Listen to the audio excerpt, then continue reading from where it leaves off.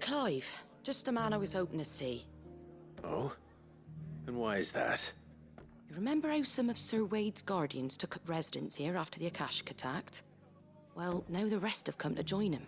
Seems their barracks in the Lazarus have been lost to an ether flood. Now, I don't mind having a few more brave boys around to keep them animals at bay. I ain't daft after all. But we ain't got nowhere for 'em to bed down. Poor buggers are having to make do with haylofts and chocobo pens. I'd build 'em a new barracks here if I could. But where would I put 'em? There just isn't enough room up here on the rock. Which leaves us in a bit of a pickle. The people we're counting on to keep us safe are living like beggars. I see. And it isn't just that lot. There's bears to think about too. There's been more and more of them turning up lately, coming from all over looking for safe haven. But there's only so many we can shelter with the room we've got. We can't keep cramming more and more people into less and less space. What we need is a new home for our new arrivals. And that's what I was hoping you might help me with. If it ain't too much of a burden, of course. It's no burden. Thank you, Clive. So, where were you thinking of making this new home? Well, I reckon we could do a lot worse than Eastpool. Eastpool. It's been a long time since I thought about that place. It was a tragedy, what happened. And if any of us could have done anything to stop it, we would have. But what's done is done. And those who lived there wouldn't have wanted the village they loved to be left in ruins. I suppose you're right. The blight might be pressing in, but I reckon it's got a good few years left in it yet.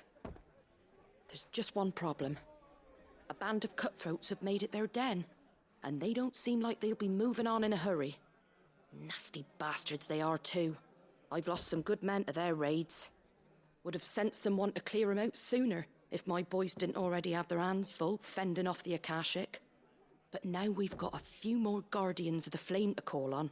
I reckon it's time we made our move. What do you say? Fancy leading a raiding party? I do. Eastpool was once home to people I loved. I won't have bandits sully those memories. I'll gladly drive them out of there. And I know the men will gladly follow you. I've already shared a few thoughts with Sir Wade about how we might be able to win the place back. And I dare say he's got some ideas of his own too.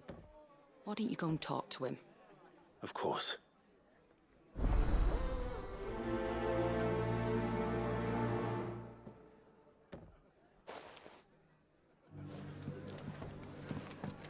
All right, Sir Wade. Let's hear your plan.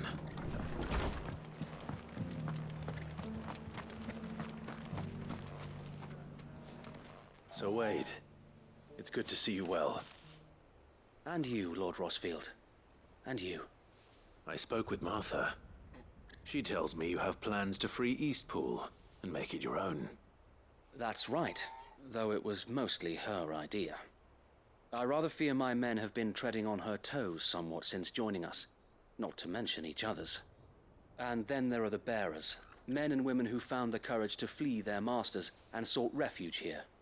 We need somewhere to settle them, and I can think of worse places than Eastpool. As can I. Which is why I agreed to help you win it back. That's very kind of you. I'd be most grateful if you would. With you beside us, we shall soon send that rabble of rogues running for the hills. So, what can you tell me? That thankfully there aren't too many of them. Fewer than a dozen at our last count. And rather less, thankfully. The road that leads there will more than likely still be crawling with Akashic. A small force would suffice to clear the village, but if the Akashic were to follow them in, that force could end up trapped between a rock and a very hard place indeed. I'll head into Eastpool and deal with the bandits. You and the Guardians can stay outside the village and fend off any Akashic who come too close. Make sure I'm not taken unawares. I can't ask you to bear all that risk yourself, my lord. The Akashic are the bigger risk. I can handle a few bandits. Well, if you're sure, I shall summon my men at once. Shall I wait for you here? No need, my lord. You go on ahead. We'll be with you before long. All right. I'll meet you at Eastpool then. We shall see you there. And may victory await our coming.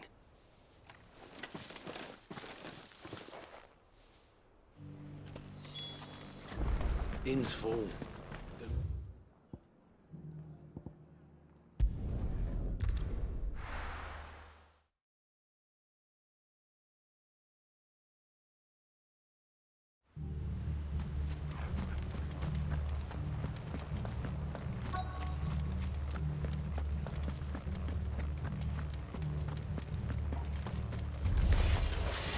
You think you can just walk in here?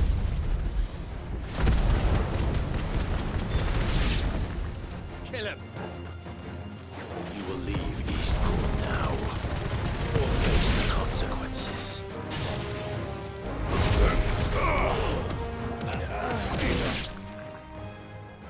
That's the end of that, then. Or maybe not. What's that thing doing here? Doesn't matter. It goes too.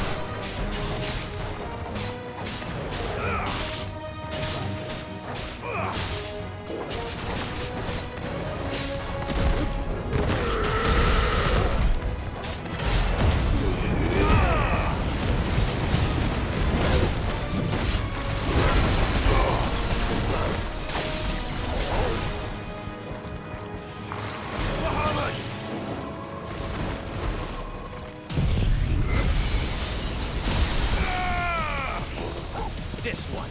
Help me, boy.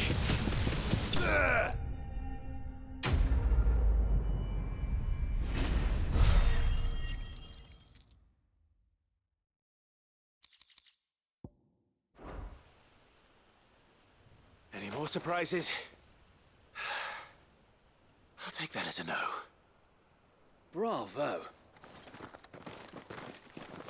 A magnificent display, my lord. You were watching. I thought you were keeping an eye out for a Kashik. We were. Put down more than a few on the road, then arrived just in time to see you slay that... whatever it was. Let's hope it was the last of its kind. Though I expect you and the Guardians will be up to the challenge should another appear. I would hope so, my lord. Your men will be bringing the bearers who'll be living here, I assume.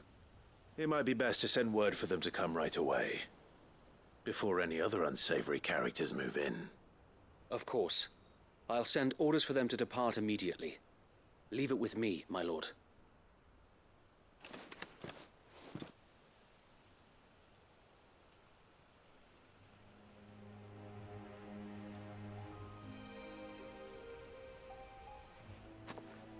Home. Without masters. No. We're the masters now. Our lives are our own at last. That's all of them. And not a single Akashek in sight. Now to begin the important work of rebuilding the place. It won't be easy. Especially not after 5 years of beasts and blackguards having their wicked way with the place.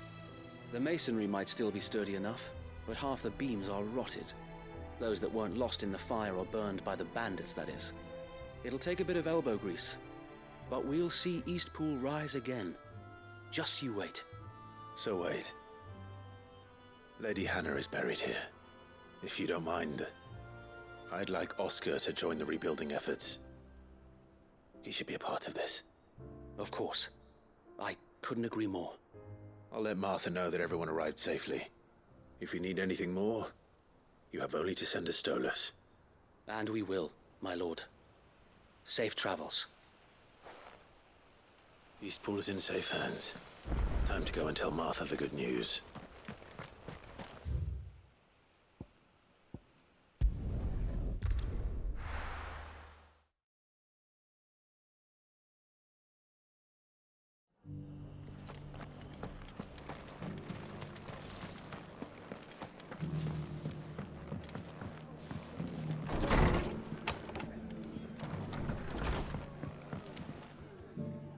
Ah, there you are. All went well then. Sir Wade told me you got rid of the bandits while his lot kept an eye out. Nicely done. And what's all this about some shape-shifting nightmare showing up? On second thoughts, don't tell me. It'll only give me nightmares of me own. What matters is you did it. And now we can build our new village. I suppose it will be. What will you call it? What else? Eastpool. Sir Wade said it best. There's plenty bad happened to that place, but that don't undo the good that happened there. No need to throw the baby out with the bathwater. Did Wade say that? Well, something along those lines. Anyway, the poor souls might have made it to Eastpool, but their work ain't done yet. So the way I see it, neither is mine. If it's food or lumber or strong backs they need, the rest is ready to provide it. Thank you, Martha. No, thank you. You didn't have to help us. I wanted to.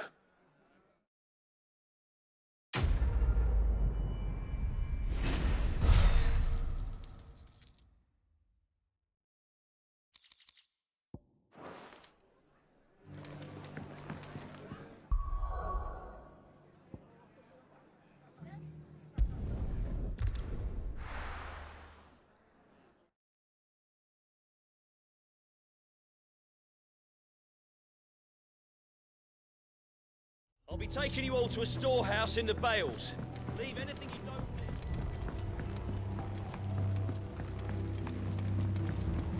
need. You know what you have to do. Clive, I fear that I must bid you farewell. As you know, our time grows short. The Lord Chief Justice's vultures are circling. We must strike now. Before we part, I want you to know that, though I may not always have been your most vocal ally, I trust you, as I trusted your predecessor. Thank you. I appreciate the sentiment, and I understand more than anyone how you feel. But is revenge really the answer? It is the one I found, and it is all that I have lived for since that day. But what of Lostwing? Everything you've built. I built Lostwing to achieve this aim. Once it is done, the village will have served its purpose. My comrades and I are sure of our cause, and we shall fight to the last, come what may. But there are those among us who cannot fight. Children, the elderly, bearers afflicted by the curse. I would place Lostwing in their hands, if I thought it would do them any good. But a village home only to the frail and the infirm is not likely to stay a safe haven for long. And so, Clive, I find myself turning to you once more. Will you take them to your hideaway, that they might live even should Lostwing die? I will. Thank you. I will not have it said that I did not see to the well-being of those who rallied to my cause. The people I speak of have withdrawn to Gotan's Bales, away from danger in case the Black Shields strike. Understood. I'll make sure they get to the hideaway safely. Then the last of my preparations are complete.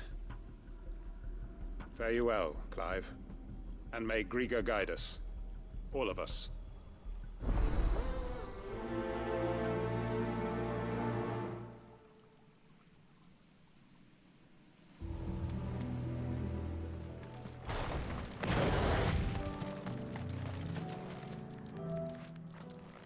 Everyone, Quinton has asked that you come with me. He can no longer guarantee your protection, but I can. There's a safe place I can take you to. Well, if that's what the Master thinks best. Sid, none of us would be standing here today if it weren't for Master Quinton. We owe him our lives. So we ain't about to start telling him what he should do with his. If he's saying we ain't safe in Lostwing no more, it's 'cause he ain't coming back. And if that's what has to happen, then so be it. I only hope he can see this through to the end. That we get to see justice done. I hope so too. Oi! You lot! Where's everyone else? They ain't already left, have they? They've gone with Master Quinton. Fuck! Fuck! Fuck! What's wrong? I've just come from the Justice's manor. We have to get Quinton to call off the attack. It ain't just the Black Shields protecting the place. He's got a guard dog and all. A fucking monster! They don't stand a chance against that thing. If I don't get the message to them, they're all gonna fucking die! No. We can't let this happen. Sid! Don't worry about us. You've got to catch up with him. We can't let Quinton die before that bastard does. All right. I'll do what I can. Where is this manor? It's way over to the east, through the woods.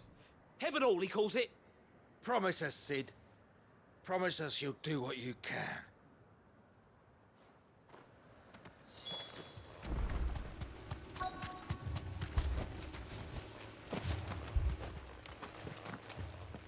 Quinton, are you all right? No. But I am alive. Which is more than I can say for my comrades. They followed me without question all the way here. And they died. For nothing.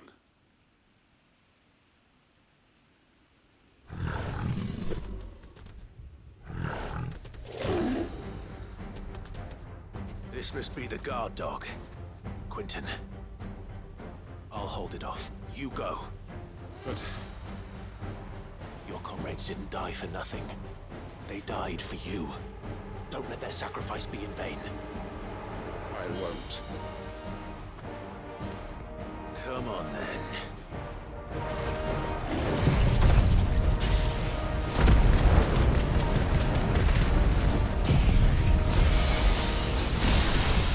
You're no guard dog.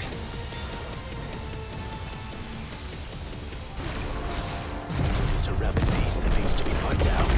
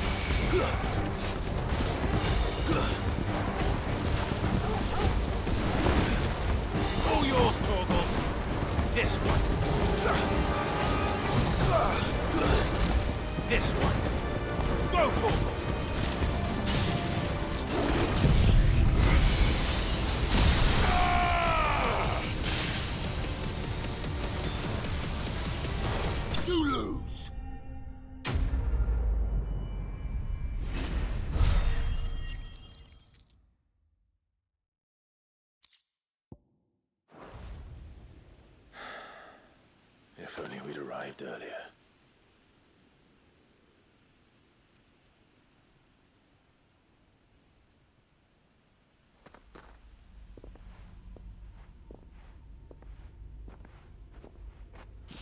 Is it over?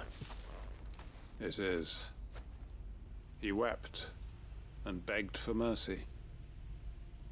And I cut him from ear to ear, just as I dreamed of doing all these years. All my plans, building a haven in Lostwing, freeing bearers from their chains and recruiting them to my cause. It was all for this. But what is this? Justice? My faithful comrades. All those lives lost, so that I might take another. Quinton. Master Quinton! Oh, thank Grieger you're safe. You're alive. And so are you. I'm so sorry. I tried to warn you about that thing. And I hate to say it, but there's more bad news. It's Lost Wing. It's been flooded. What?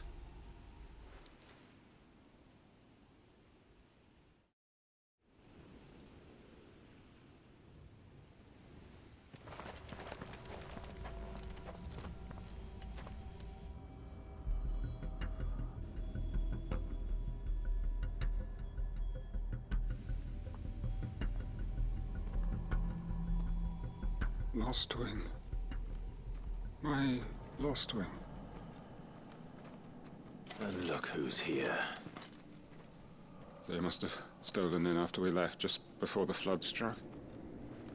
What if there are still people in there? Don't be a fool!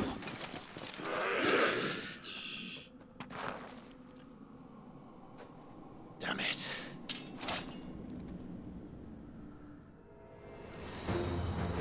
It's not going to last long in there. Come on, Torgal. We need to make this quick.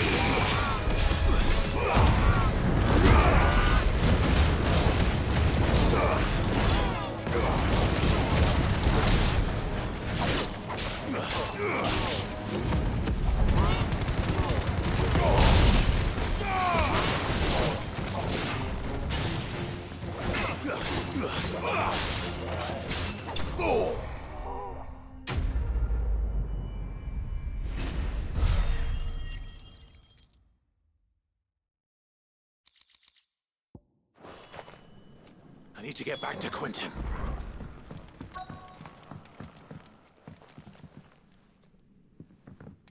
Quentin! Quentin! Look at me! Thank the Founder. He hasn't turned. I'm going to get you out of here.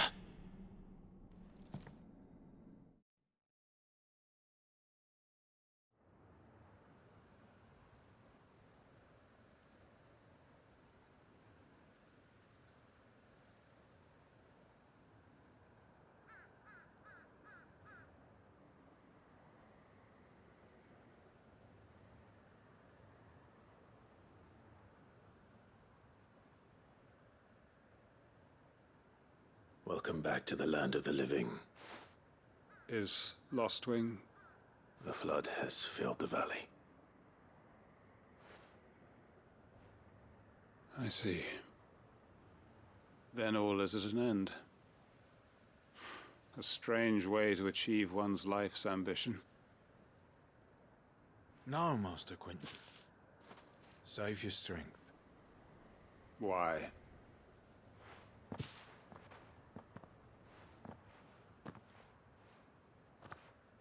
All that I strove for is gone. Only emptiness remains. I I have nothing left to live for. What the heck are you on about? You've got us, ain't you? Don't try telling me you only freed us so you could get revenge. We're more than that to you, and we all know it. I thought you weren't coming back. But I prayed, and you did. There's got to be a reason for that, right? Can't we just go back to how it was? You know, you looking after us all. Your work ain't over yet, Master Quinton. We believed that you were the right man to lead us, and we still do. Your village may be lost, but it seems your people aren't, so long as you remain to guide them. But why? After what why would anyone follow me? 'Cause we're family, aren't we? Family? Yeah, and all our comrades who went with you, they felt the same. Lostwing weren't just a village. It was all of us. It was. And as long as we're still here, it is too. We can start again. Build a new Lostwing, right here in the Bales.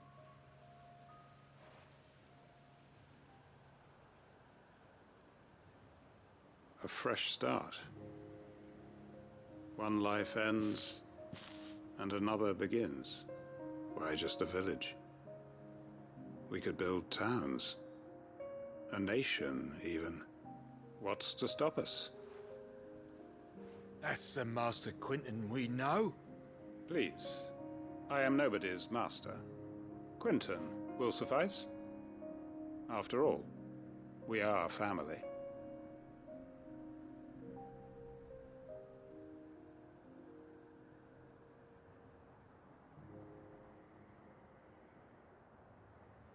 Permit me to withdraw my request. I will no longer be needing your help in looking after my people. I'll pretend you never asked. But you must be rewarded for your efforts on our behalf. You saved my life twice over. And more besides. A bottle or two of your finest red will suffice. Of course. Nothing but the best. And I have a feeling that this year's vintage will be the finest yet. If you don't mind waiting, that is. I look forward to it.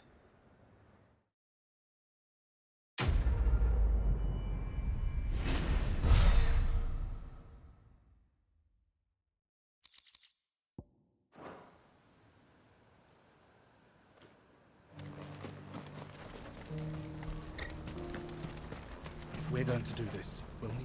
Clive, your timing is impeccable. It just so happens that right at this very moment, we're in need of someone with your talents. And what talents would those be? Why, your fearlessness and your skill with a blade. I'm listening. Well, as I'm sure you're aware, when these dark skies swept over the Republic, so too did a wave of chaos and confusion. Randalar has been particularly badly affected. Many of the capital's bearers have lost their masters, or taken the opportunity to flee them. None remain free for long, of course. Most find themselves under the protection of the Fist before they get far. But the army too is in disarray, and finds itself unable to provide for its new charges, which means it has been looking to sell. And you've been looking to buy, to make sure these masterless bearers remain that way. Precisely. It's the perfect opportunity to free dozens more, and for an attractive price, no less. So where does my skill with a blade come in? Though we may have the funds to buy these bearers, we have nowhere to house them. So we've been searching for a place where they can be resettled. Somewhere far from the prying eyes of those who would see them enslaved once more. And we believe we have found one. Cashlock. A small hamlet hidden in a canyon. The place was abandoned a long time ago, but when the men moved out, the beasts moved in. And so we seek the aid of a fearless swordsman to encourage them to look elsewhere. You'll help, won't you? How could I refuse? Excellent. Theo, if you wouldn't mind making arrangements for the transportation of our guests, as we discussed. Of course. Leave everything with me. Sounds like you'll have your work cut out for you. I will. We have an entire village to stock and furnish. Residents and all. Even if I begin right now, I'll be working day and night. So I'd better get started. Try to clear the place out before the wagons roll in, won't you? I'll do my best. You will find a village in Chairdra's Thread, past Lateney's Cleft. My man there will open the gate for you. All right. Wish me luck. I'm sure you won't need it.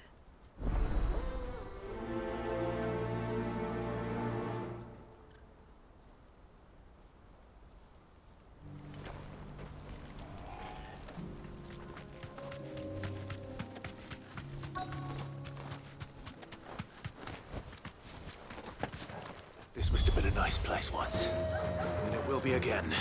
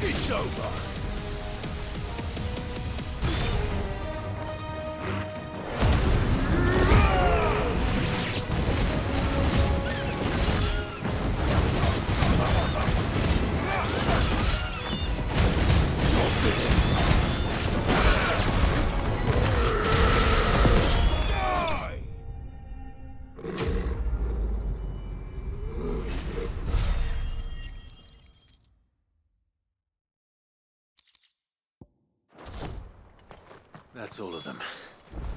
Come on, Toggle. Let's head back to Boklad.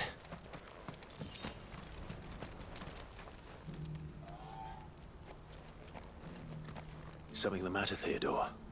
Quiet. Those are our terms.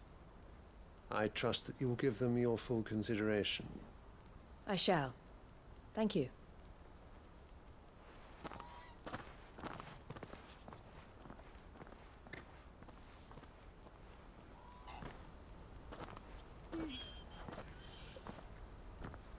Him again. Someone you know? Yes. And, no. But enough about him. How did you fare down in Cashlock? It's done. The village is safe now. You made quick work of it, as always. I should go and let Eloise know. Don't let me keep you. But Clive, don't tell her I was watching her, will you? She'll only get upset. I'll explain everything once you've finished with your report. All right. We'll speak then.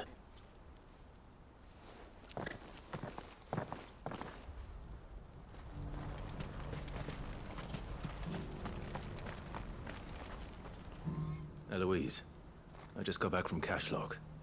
The village should be safe now. Thank you, Clive. Here, something for your trouble.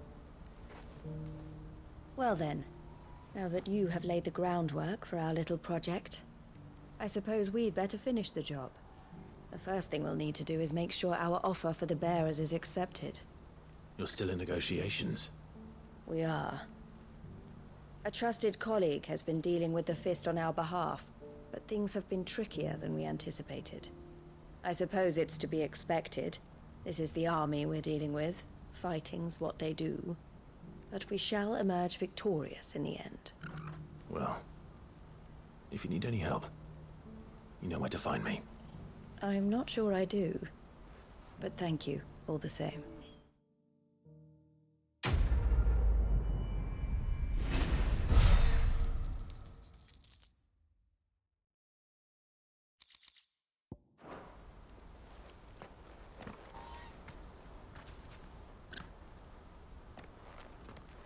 Ah, Clive. You wanted to talk? The man I was watching earlier, the one speaking to my sister. He represents the Silver Peak Consortium. It's one of the bigger trading houses. I don't think I've heard of them. Well, every trader in Dharmekia has. They operate across the length and breadth of the Republic, and they're still expanding. They've been trying to get Eloise to join their ranks for some time now, and judging by her reaction earlier, I'd say she had half a mind to accept their latest offer. And you'd rather she didn't? I would rather she did what makes her happy. And I would never deny her such an opportunity. Eloise saved me from slavery, and we have striven to save others like me ever since. But this was not the life my sister wanted, nor the one she deserves. I won't let her give up on her dreams again for my sake. She freed me from my bonds, and she must be freed from hers in turn. You're a good man, Theo.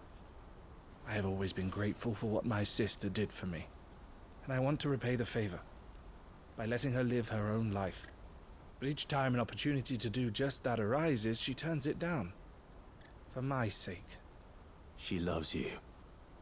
And I love her. Which is why I want this time to be different. To show her that I don't need to be watched over anymore.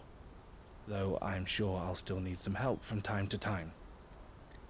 I trust that I can count on you. Always. Thank you, Clive. Well then, I had better get back to work. These bearers aren't going to move themselves. That's a job for the Crimson Caravans.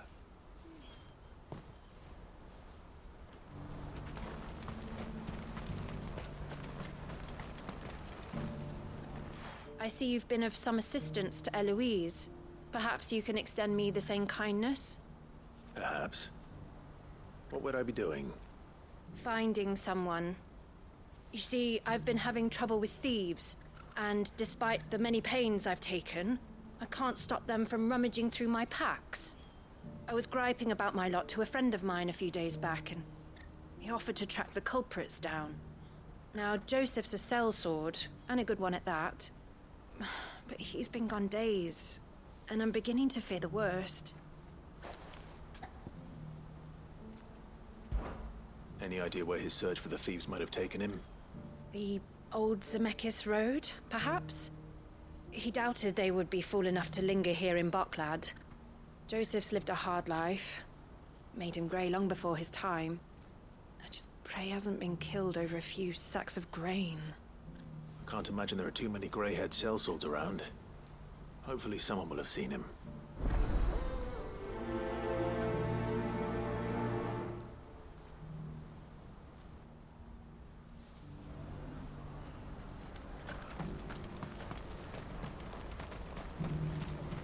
What I wouldn't give for a hot meal. Looks like this is the end of the road for them. When are they gonna let us through? What do you want? I've no coin on me. Just information. Has a sellsword passed through here? Grey hair. Now you mention it, there was a young man with salt in his mane sneaking around out there a while back. Which way did he go? How am I supposed to know? Buggered off down the road, I expect. Now why don't you do the same and leave me be?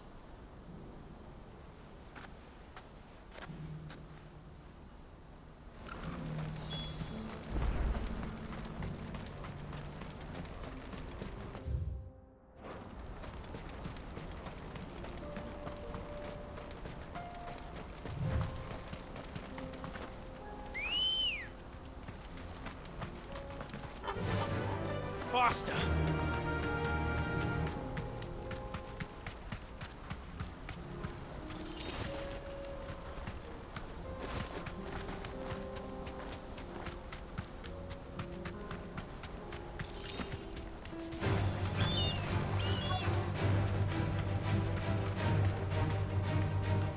straight home now.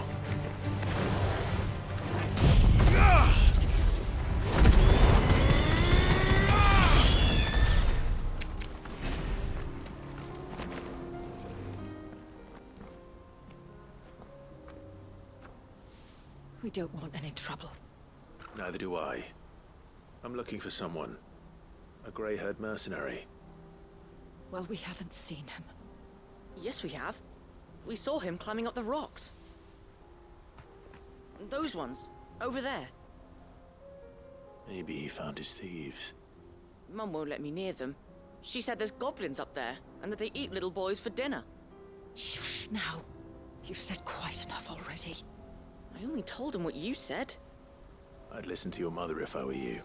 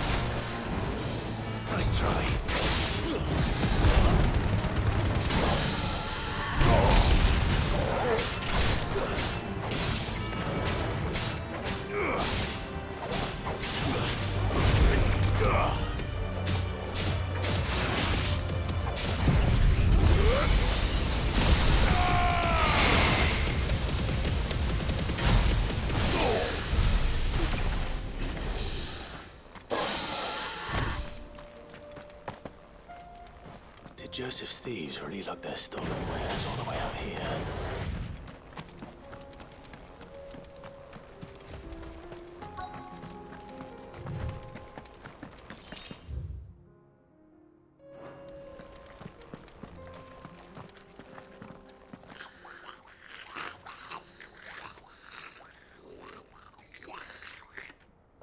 I think we found our thieves. They don't look happy to see me.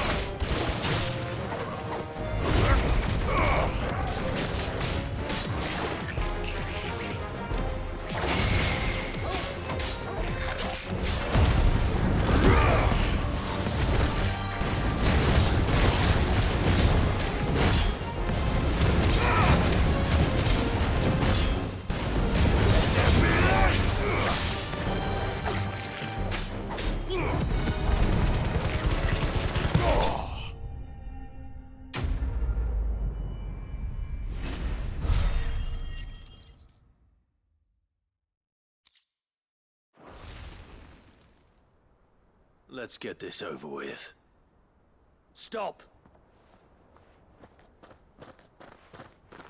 Don't kill him, he's just protecting his home.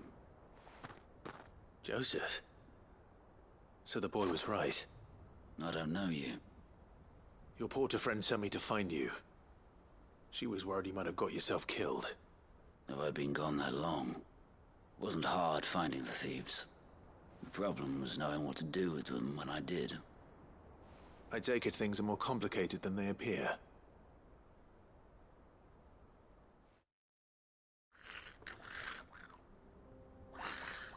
I'd all but ruled out bandits before I even left the market. You know why that is? Because our thieves had no interest in gold or gems, or anything they couldn't eat for that matter. Add to that the rumors of goblins in the area, and the mystery practically solved itself. I soon found their cozy little homestead and all the missing food. I launched myself at them full of righteous fury, but their leader was the only one who moved to meet me. The others, they huddled around that food, ready to die protecting it. They stole because it was that or starvation. I've been there myself, back when times were hard. So you spared them, and earned their trust into the bargain by the look of it. These goblins aren't native to the area. They don't know how to survive such barren lands, so I've been teaching them. And once they've learned to hunt and forage, they won't be fool enough to risk their necks in Boglad. I'm impressed. I didn't know goblins could be reasoned with. Do me a favor. Let the porter know I'm safe. I'll head back to the market once my work here is done. Oh, and don't mention the goblins. I don't want people coming here brandishing pitchforks. Not now this lot have sworn off thieving. Your secret's safe with me. I appreciate it. Thank you.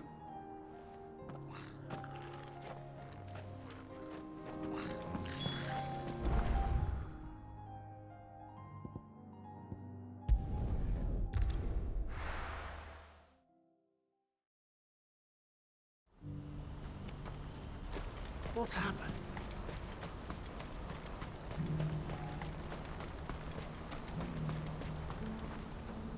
Joseph's fine. He'll be back once he's tied up a few loose ends. That's a weight off my shoulders. He certainly knows his business. He found your thieves all right. And I dare say they won't be coming back. A good man to have around, that Joseph. And if he says there'll be no more thieving, that's good enough for me. Thank you for putting my mind at ease. Here, for your troubles.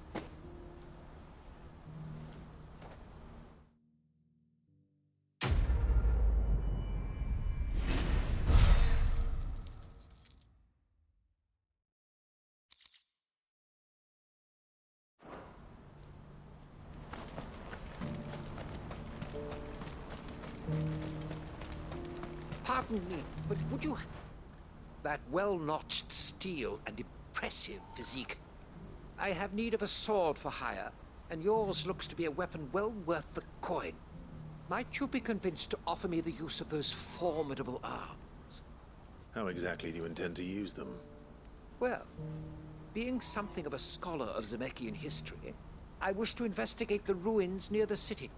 And I require a rugged companion, lest I find myself waylaid by ne'er-do-wells or the beasts said to roam the area. Should you accept, you will not only earn yourself material wealth, but partake of the true treasure that awaits us there. The rich and storied history of Zemeckis. Well, were you ever party to a finer proposition? My arms are yours. Wonderful! Then come. We must away. But where are we going? Along the old Zemeckis Road, and from there, onward to discovery. Quickly! There is not a moment to lose. Wait. Good luck with your ne'er-do-wells.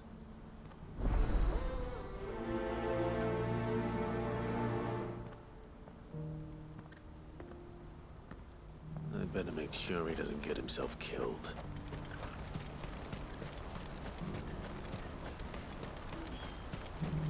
What I wouldn't give for a hot meal. Looks like this is the end. When are they gonna let us through?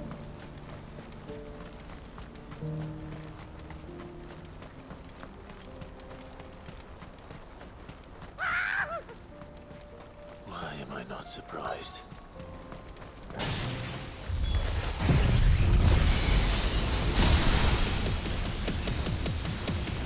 You'll hand over your coin if you know what's appropriate.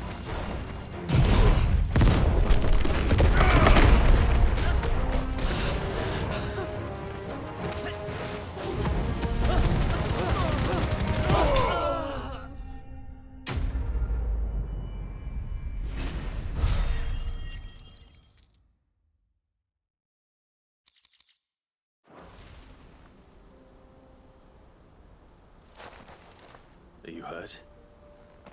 Happily not, good sir. Thanks to your timely intervention.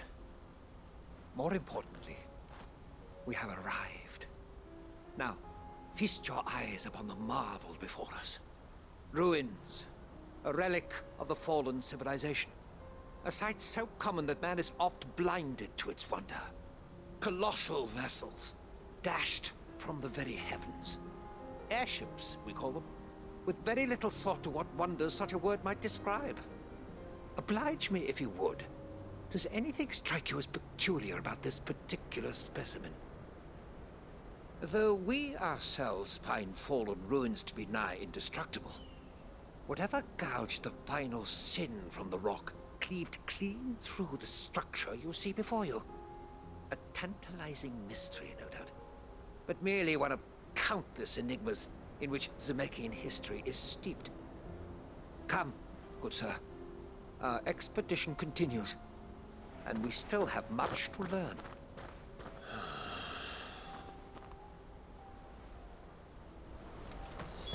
He's passionate. I'll give him that.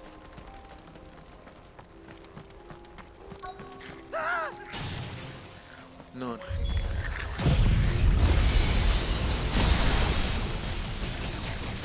All right then. Who's first?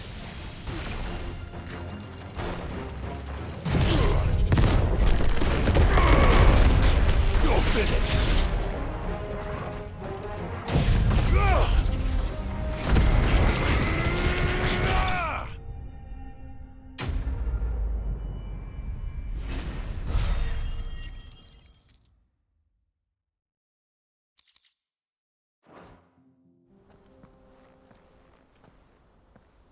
You're going to get yourself killed. Oh, that would not do. That would not do at all. Not when such majesty stretches out before us. Behold, the final sin in all its glory. As Moss tells us, a battle was fought here in ancient times. A battle of such ferocity that it tore a great crater in the very land upon which it was waged. In reaching for their holy sanctum, did man enrage the gods, and great was the vengeance that was rained down upon him. Alas, the full truth of the matter is lost to time, though I live in hope that I might see it discovered. But we must not dwell upon such things. There is more yet to see. Onward, history awaits.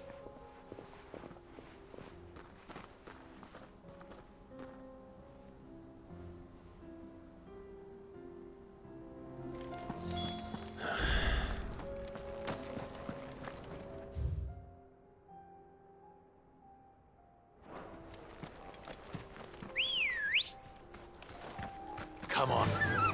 Faster!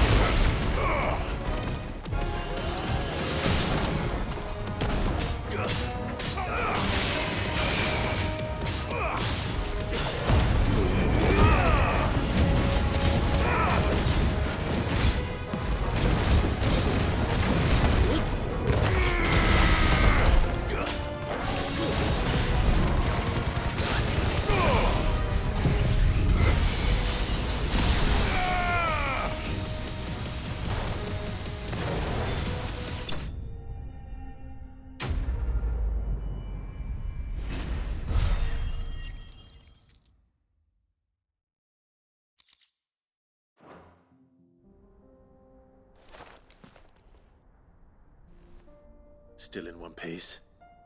It would seem so. Once more I am in your debt. And once more you impress me with your prowess. These were no ordinary foes, but ones we in the field call echoes.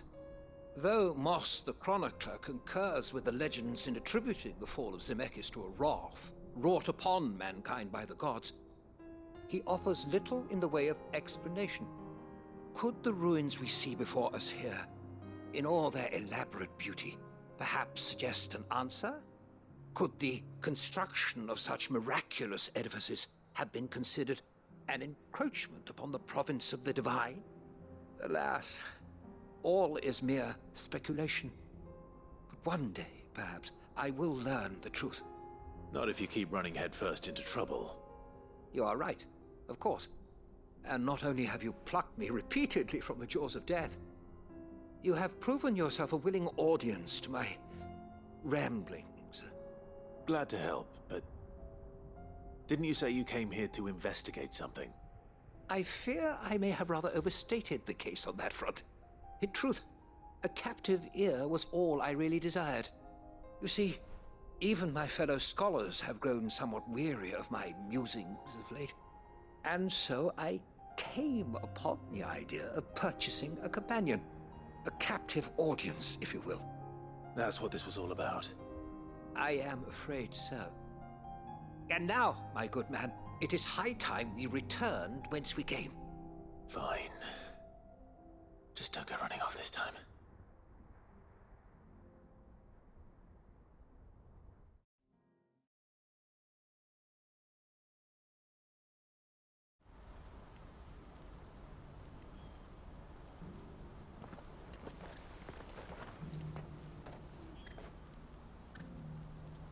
And so ends a delightful day. Here, your reward for humoring my selfish whims, plus a little extra for the trouble I have put you to.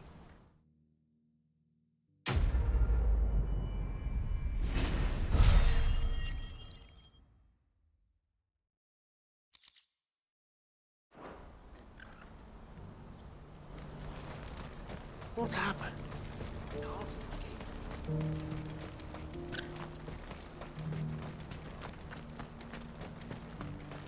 Do you have any fresh water?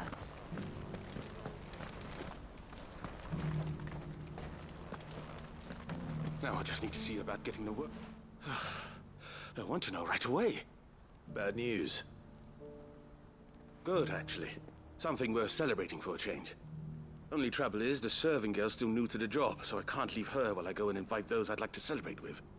What exactly are you celebrating, if you don't mind me asking? I've come by a particularly fine bottle of red. A Gotan 66, no less. Gotan Rouge is the only good thing to have ever come out of the Empire.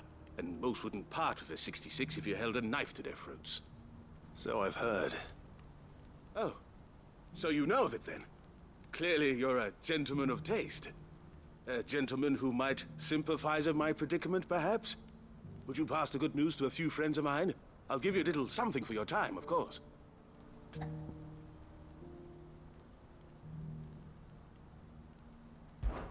Sounds simple enough.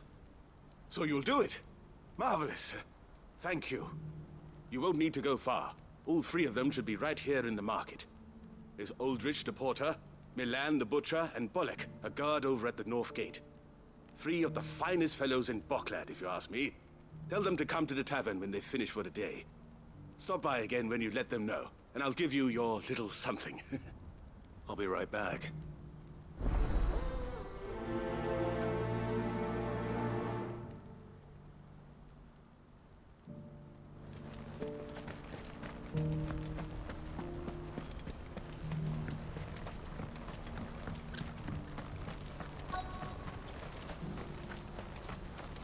Needs a porter when there's nowhere left to go. I've been asked to find Aldrich, the porter. I don't suppose that's you, is it? That's me right enough. You need something delivered? The innkeeper sent me. He said there's a cup of Gotan 66 with your name on it when you're done for the day. A 66? Look at me. If he's just got hold of it now, it must have been in the crates he had me carry down from Sambrek. From the Empire to Boklad. You must be a braver man than most. That's a treacherous route at the best of times. Such is the porter's lot. There's not a patch of storm these feet haven't traipsed across. It's Oriflamme one day, then off to Canva the next. The farther you're willing to go, the fatter the purse. Which is why there's no shortage of competition for some of the longer routes. I'd say I've done enough for today to earn myself a cup of something tasty.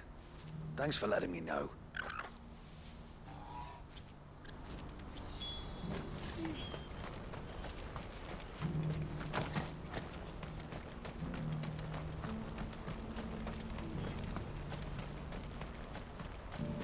Please, a piece of fruit.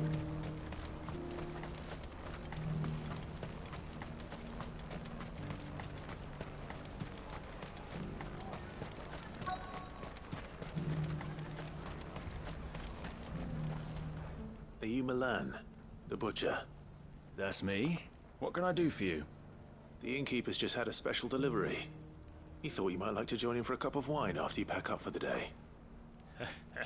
He knows me only too well. And I've got a ham here that will go handsomely with a nice drop. Wine and ham to spare. Boklad clearly isn't suffering then. Comes with being the place everyone has to pass through to get to everywhere else. Those who travel the Crystal Road bring all manner of goods with them. We get meat from Sanbrec, herbs from Rosaria. Why, sometimes we even see curiosities from across the Narrow. Or rather we did, till not so long ago. These are lean times, and even Boklad isn't the bustling trading post it once was. Still, there's no point dwelling on it. Better to live life while you can, eh? And on that note, it sounds like there's a cup of wine needing my attention. You'll buy something, won't you? Please. You've raised the price.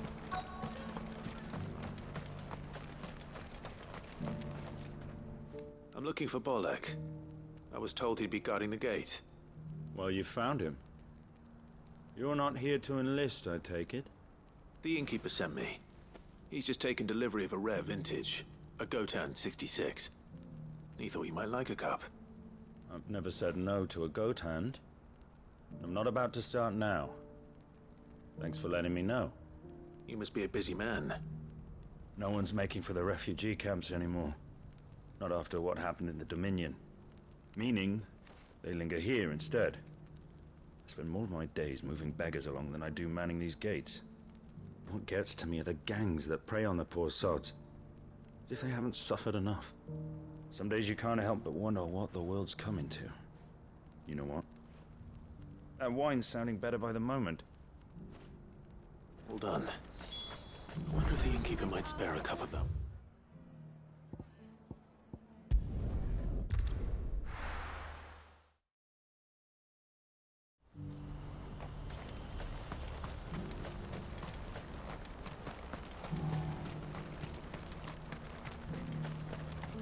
Do you have any fresh water? I spoke to your friends. They'll be along soon. That's fantastic news. Thank you kindly. It's been a while since we all sat down together. And the way I see it, that wine is as much theirs as it is my own. How so? Well, I wouldn't be serving anything but slops without Aldrich to go and fetch the good stuff for me. And then there's Milan, who always sends customers my way. And Bolek, an even-handed keeper of the peace, if ever there was one. Those three are the backbone of Boklad. Lose any one of them, and the market would soon fall apart. And without the market, I wouldn't have a single customer. I'd say that's worth a bottle of 66, wouldn't you? And more besides. Everyone needs a shoulder to lean on. Be they world-weary innkeepers or brooding swordsmen. Right, I'd better prepare for my guest's arrival. I hear you had me carrying a bottle of Gotan 66. If I'd have known, I would have sold the thing and lived like a lord. I'll settle for a cup, though, if you're in a sharing mood. A Gotan 66. Just as well I had something special of my own set aside. A bottle between the four of us might not be enough to drown our sorrows, but it can't hurt. Here they are, the three pillars of Boklad. Sit yourselves down, gentlemen. The woes of the world may be monstrous in many, but there's nothing like a few good friends to keep the misery at bay. Never a truer word spoken.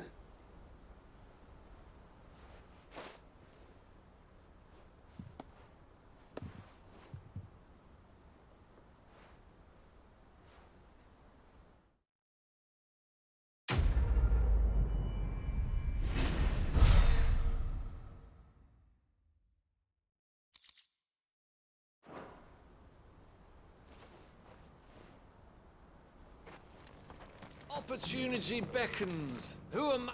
Is that blade for hire, perchance? Because I have a mind to make a killing. Figuratively, I hope. Well, yes and no. A passing caravan carried with it a rumor most fortuitous for one in my trade, that an elder Dread Evis had been sighted in the fields of Korava. Dread Evis are aggressive beasts.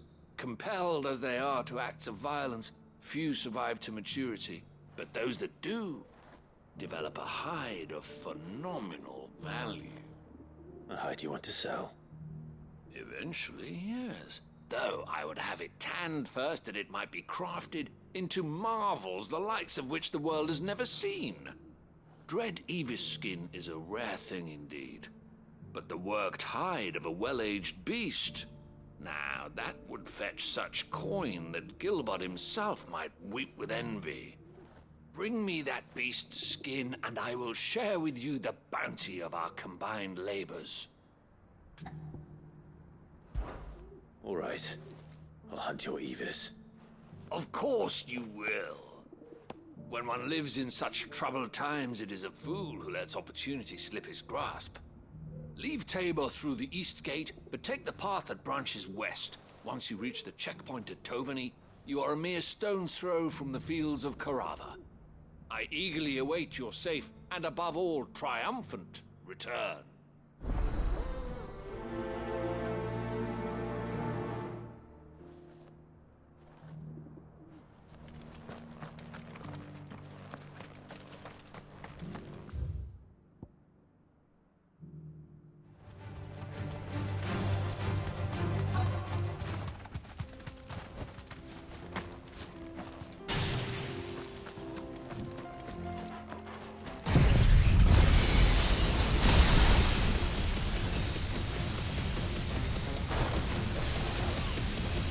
He may be, but it looks like there's still plenty of fight in him yet.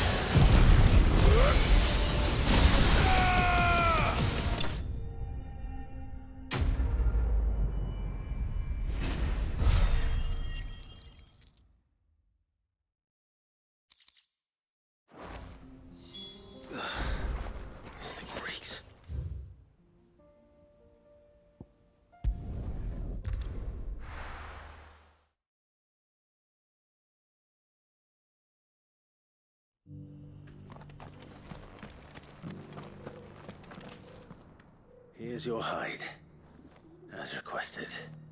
I worried you might never return. Quickly, let me see it.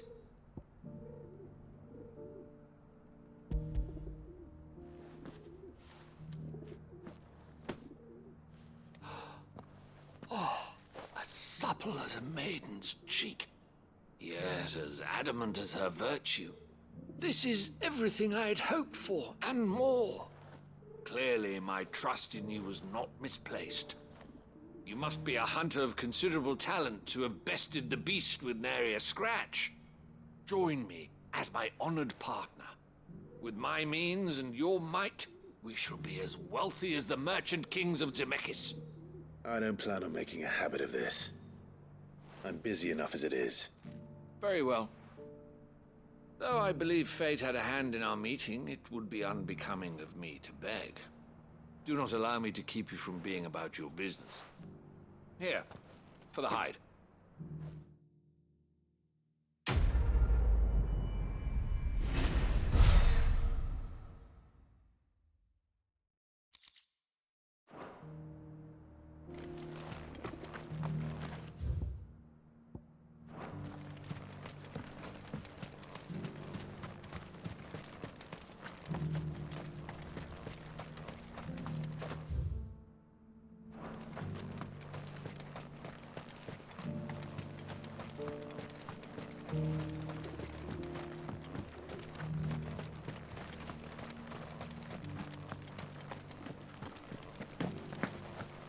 Careful how you pack that leather. Any creases or... You! Finally. No one was paying me the slightest heed. Is something wrong? At the university, the students would hang on my every word. Sadly, this far from home, I'm just a vagrant greybeard. The university? You're a scholar. A specialist in ancient cultures. The most accomplished in all Valisthea, some have said. Not that I look the part in these tattered rags. In my heyday, no obstacle could have kept me from my studies. Yet here I am, a wizened windbag, bested by the many steps of Tabor. The answers I seek lying just beyond my enfeebled reach. Would you do an old man a kindness and brave the stairs in my stead? You'll be amply rewarded, of course.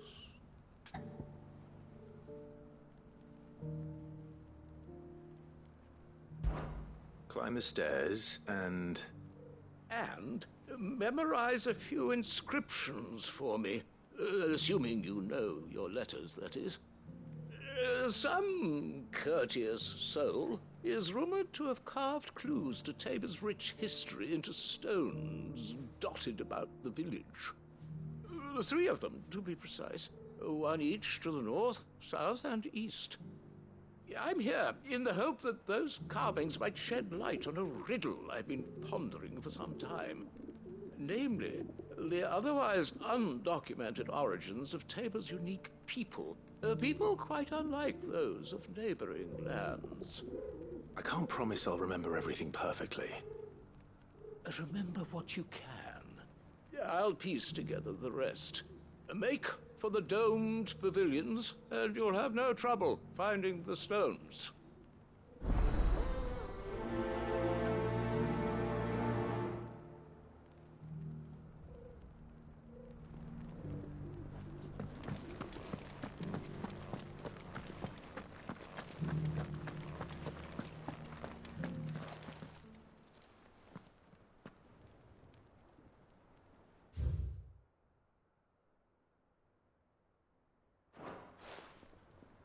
Farmers must have settled here in Tabor.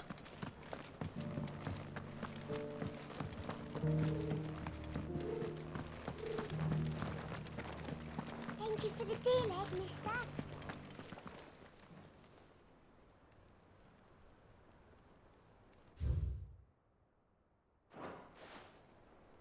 What golden plains might the wanderers have called home, I wonder?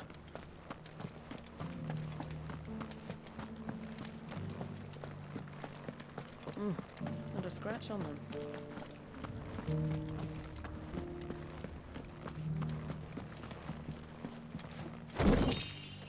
So it's these stones to Canva, and the rest of the boxes.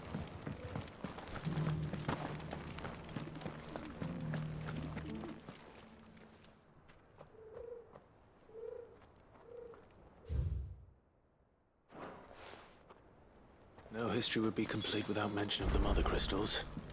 I should speak to the old scholar before I forget everything I've read.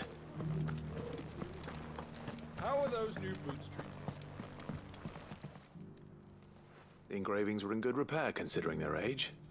Oh, would that I could have seen them for myself. Come, don't tease me now. What did you learn of this place and its people? Let's start with the engraving to the south, shall we? What did it say?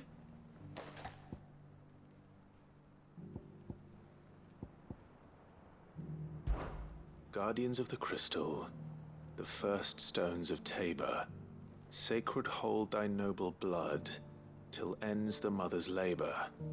I'm pretty sure that was it. Fascinating. It would seem the founders of this city were descendants of those fallen charged with protecting the mother crystals. But whatever could have driven the Guardians so far from their sacred charges, I wonder? The engraving to the north is next, I think. Wanderers of the Golden Plains, lay your roots in stone. With pride recall thy noble past, and make these rocks a home. Or, I think that was it, at least. No doubt you're right. There are vestiges of nomadic customs in Tabor its guardian roots could never account for. This is proving most enlightening. Now, for the final stone.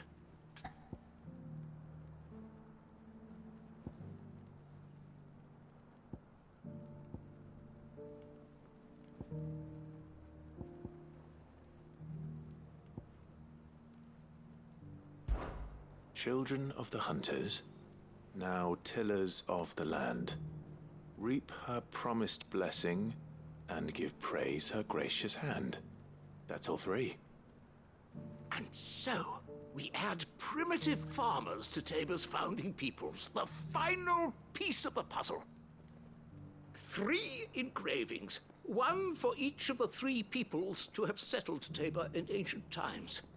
Guardians of the Mother Crystal, wanderers from across the plains, and last but certainly not least, hunters turned farmers. Little wonder it was so difficult to trace the roots of Tabor's culture. Those roots reached down through 3 distinct traditions. Nonetheless, one cannot help but wonder why this fact is not better known among scholars, given that the stones stand here for all to see. Too many stairs, perhaps. Ha! Too many by far. Here, and thank you.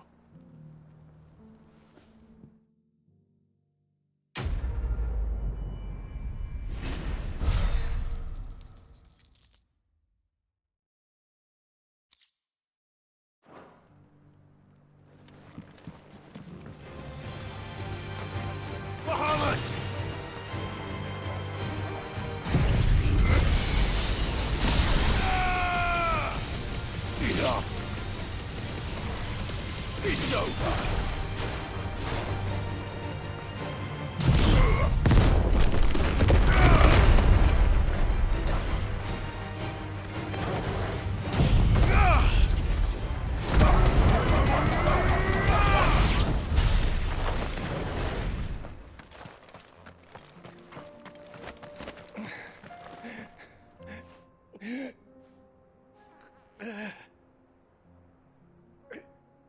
You're injured. What happened here? Where are your comrades? Ether flood. Up ahead.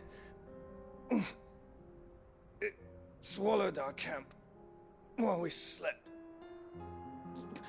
My own men did this. Turned every last one of them.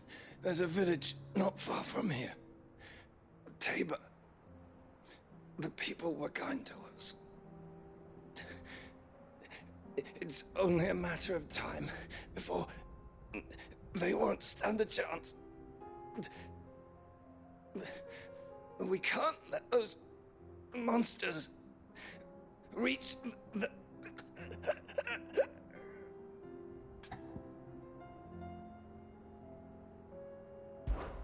I'll go. You catch your breath. Thank you. Our encampment is up ahead. Just off the track. They must not reach. Tabor. Forgive me, Lord Kupka. Rest well, soldier.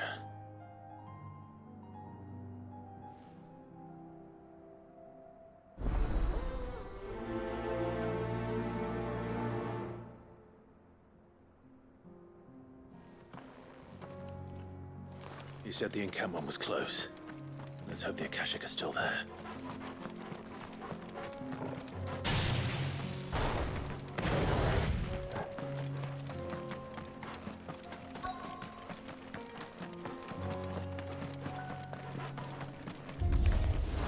Good. I got here in time.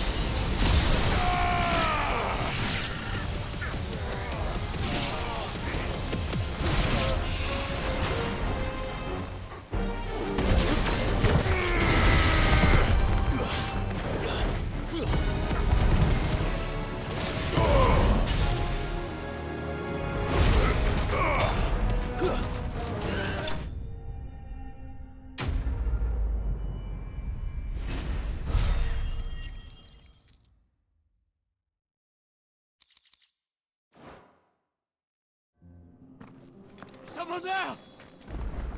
Please, I can't move my leg! That doesn't sound like an Akashic.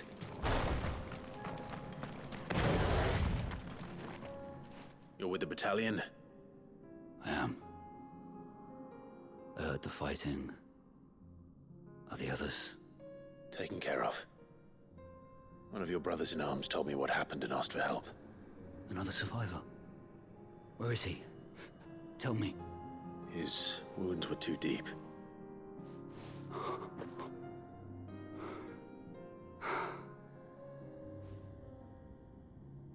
He was right to send you. Those things you slew are no longer my brothers. Tabor is safe thanks to you. Here, you've earned it.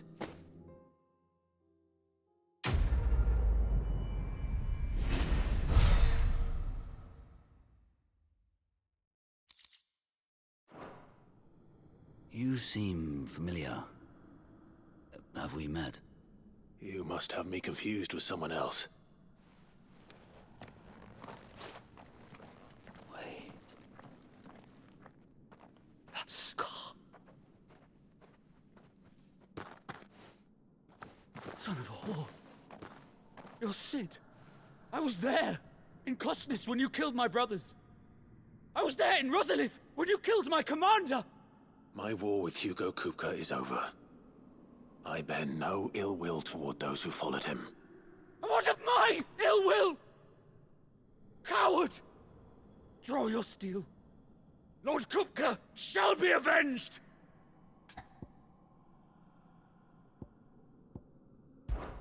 When your wounds have healed and your head has cooled, come and find me if you must. Though I hazard your life would be better spent in service of those who need it. Or have you forgotten your oath to the Republic? My oath? What would you know of oaths? I know how hard they are to keep. Which is why I'm giving you the chance to keep yours. No. I won't be deceived. Lord Kupka told us of your crimes. You are an outlaw. A murderer, not some Man. Like you or anyone else. I am nothing like you. But if you're not gonna kill me, then go. Leave! Just know that I will find you, Sid. Someday.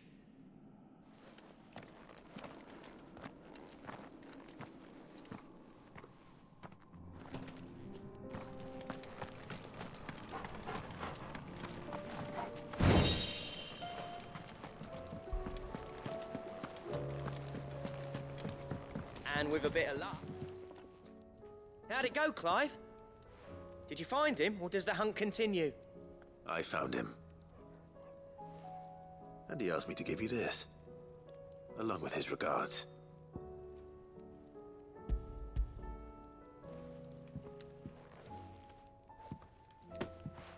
You're joking.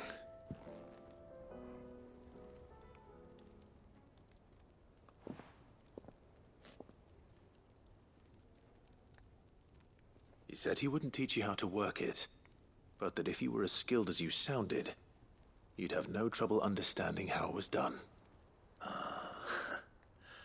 So that's his secret. Crafty bastard. He's layered and cross-grained it. Good few times, too. No wonder it's tough. And that's no ordinary oil he's used to get that finish. Oh, this is fine work. Even finer than I thought. Yeah? I'll take your word for it. Just looks like leather to me. Still, I'm glad you're happy. Here, Clive, you didn't happen to catch the fella's name, did you? Camille, I believe. I thought as much. There ain't many leather workers in the realm daft enough to do their own hunting, see, and his name kept cropping up when I was asking around. Turns out he's from Tabor, and again, most leather workers are. But our friend Camille guards a long-held family secret, the details of which are the subject of some debate in the leather-working community. Then we better keep this close to our chests. Listen, sorry for putting the both of you to all that trouble. Should have kept my moaning to myself. Still, I'm glad you found him. This has cheered me right up. That was the idea. Clive's idea, anyway. He did most of the work. It's good to have you back, Blackthorn. Just don't expect me to go turning out work like this. There's a reason he does his own hunting. He knows exactly what hides to look for. And that's how he gets them to layer up so nicely. And don't get me started on how much oiling this leather would need. But I reckon I can make something about as good. Something a curse breaker will have no trouble caring for. Anyway, enough narrowing. I've got work to be getting on with.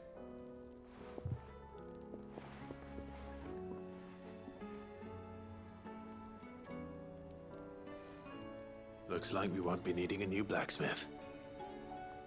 As if there was a better one out there. I wouldn't have been the same anyway. No one spins a yarn like old Blackthorn in his cups. Right, now that's sorted, I've got duties to attend to. Thanks, Clive. You've given me my mate back.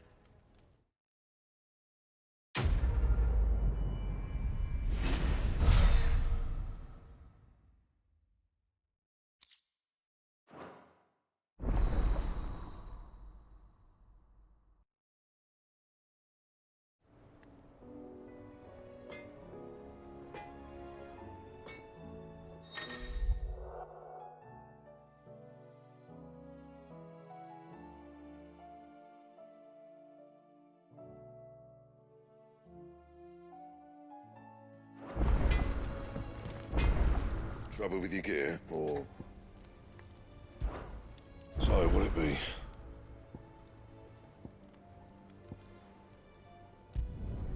No scratches, all right?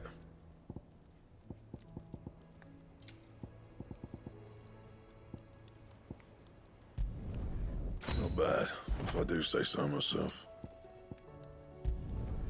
No scratches, all right? Anything else?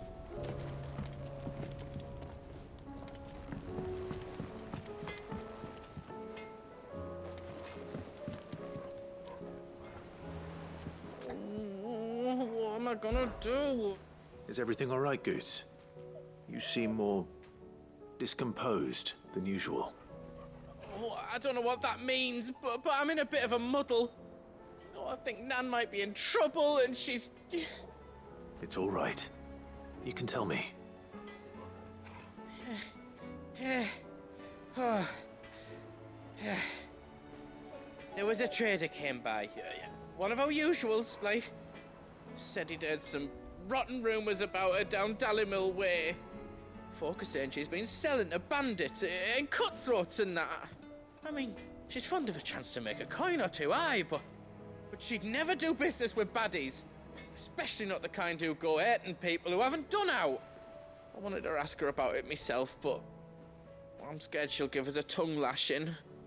She'd never give your tongue a lashing, though, would she? Don't worry.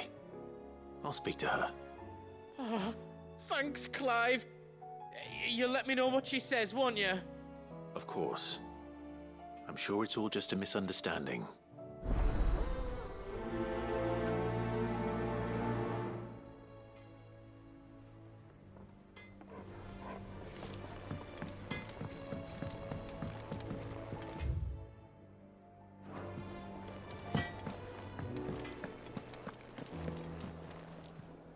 Lady Karen, how's business? Not nearly as foul as the weather. You're doing good trade then? Both in and out of the hideaway? Can't complain. Wait, what exactly are you getting at? Not once in 5 long years do you pay my affairs half a care. But here you are today, raking me over the coals like a bloody popoto? Just asking. Out of interest. All right. I'm here because I was told that certain rumors have been circulating. About you selling weapons to brigands. Oh, are ya? And who was it who knows me so well as to tell tales of my evil exploits? I didn't exactly hear firsthand. All I know is that someone in Dallimil has been spreading word to that effect. And what? You believe it? You think I'm profiting off the blood of innocents, do you? Look, I've done things I'm not proud of. Might be there were a time when I turned a blind eye to the wretchedness of the world so I could line my pocket. But that woman is no more. And you'd know that if you'd ever paid the slightest bit of notice. You're right, Lady Karen. I apologize. It was wrong of me to doubt you. Aye, it was. Now, I reckon you've got better things to do than pointing your do-gooding finger at a poor old woman. Of course. Good day.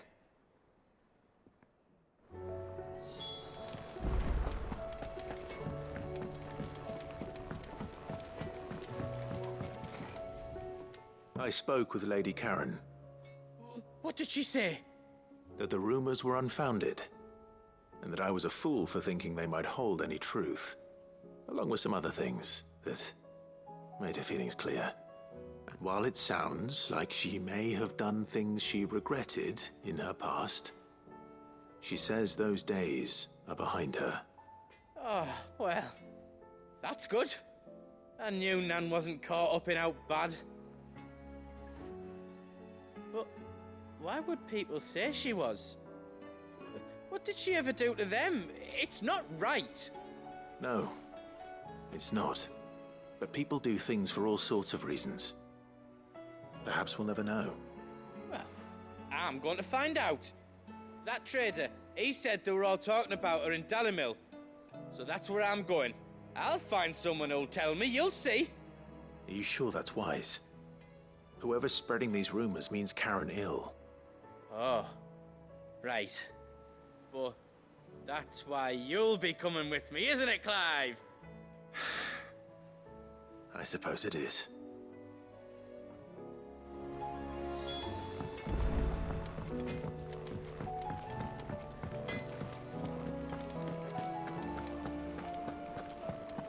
Oh, that blasted book. Here, you put me in this situation, Clive. You can bloody well get me out of it. I need a hand with a recipe. Are you sure it's me you're looking for? I'm not much of a cook. I'm all the cook will be needing, thank you very much. What I want from you is a little of your time, all right? Oh, and perhaps your sword. You remember Ivan's stew, right? Well, despite the look of the thing, and that awful stench, people wolf it down.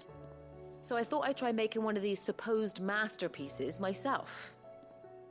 Had a peek at the book and gave it a go, but, well... It wasn't as straightforward as you'd hoped. Ivan had the same problem. Yeah, but this is my blooming kitchen, and I will not be outdone. So if you don't want to be seen as playing favourites, I suggest you lend me a hand.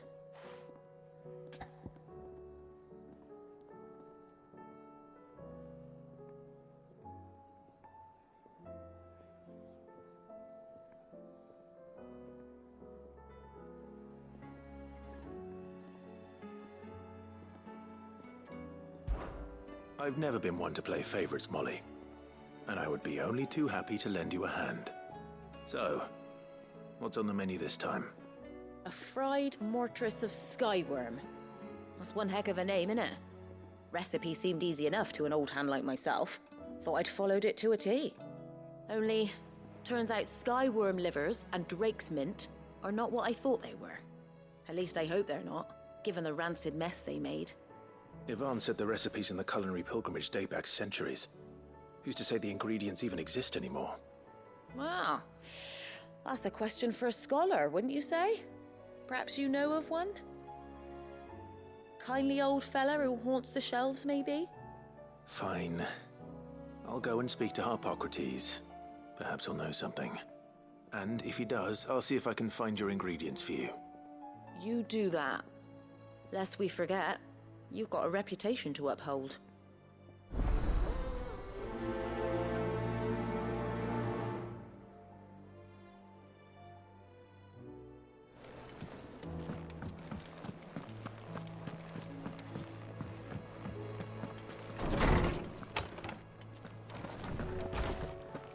Let me help.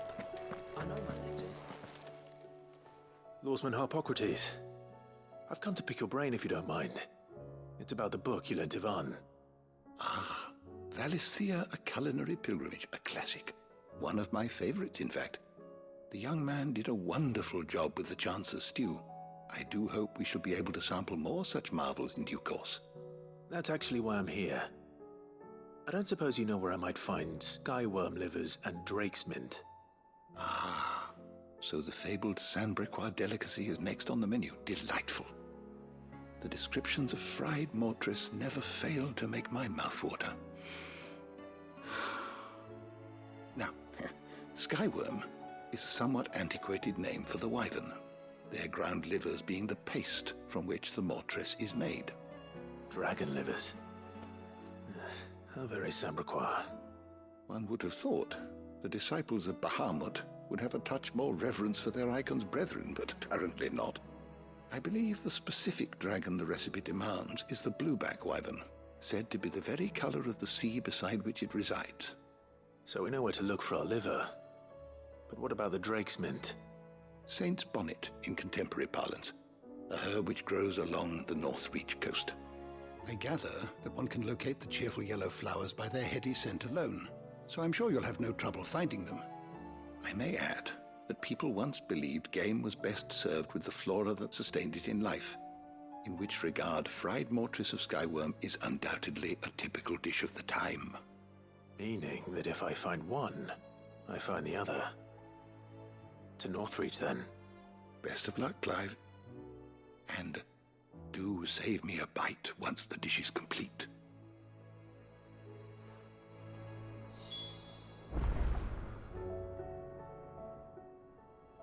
Knowledge hoarded is knowledge lost. Go safely.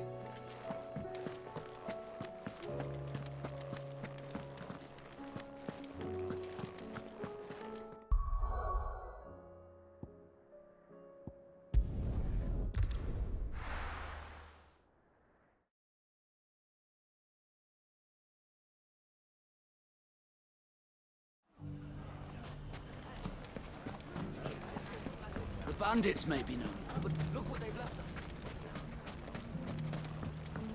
It shouldn't be too hard to find goods. The gentleman of the town guard.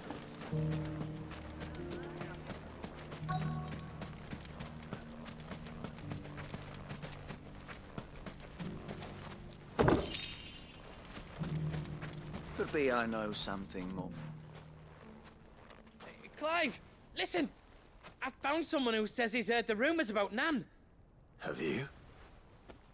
Go on. Tell him what you told me. All right. It's like I said. A wizened old crone by the name of Karen's been selling steel to whoever will pay her price, be they knight or knave. Says the more swords and spears she puts in people's hands, the more war they'll wage. And the more war being waged, the more call for swords and spears.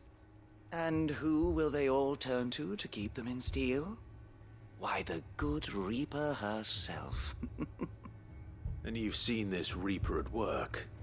Aye, it just so happens I have. You'll find her right here plying her trade most days. Here in Delamil? Where exactly? She has a stall here in the market, but if you're not the patient type, you can probably find her at her storehouse on the edge of town.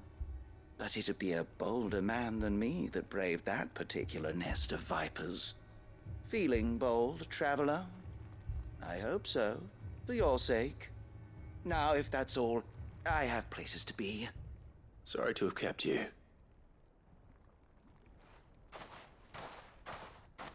You don't think Nan's the Reaper, do you? Not unless she's discovered the secret of how to be in two places at once. Eh? What do you mean? Lady Karen hasn't left the hideaway in weeks. So who has been running this stall he spoke of? Good question. I'll go and have a look. And I'll visit this storehouse on the edge of town. All right, but be careful, Clive. You too, Goods.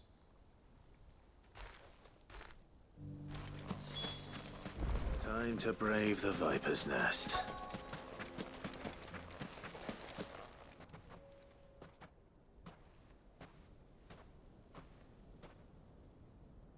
Just you, is it? Thought I might have laid it on a bit thick. It was a fairly unconvincing tale. So, what now? That's up to you. Die a slow death, or a quick one. Boys, he's all yours. But that sword is mine.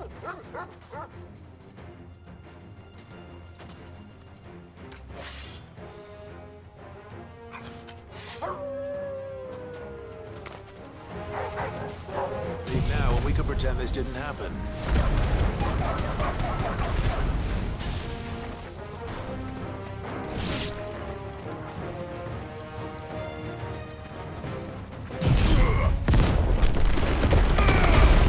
You're finished.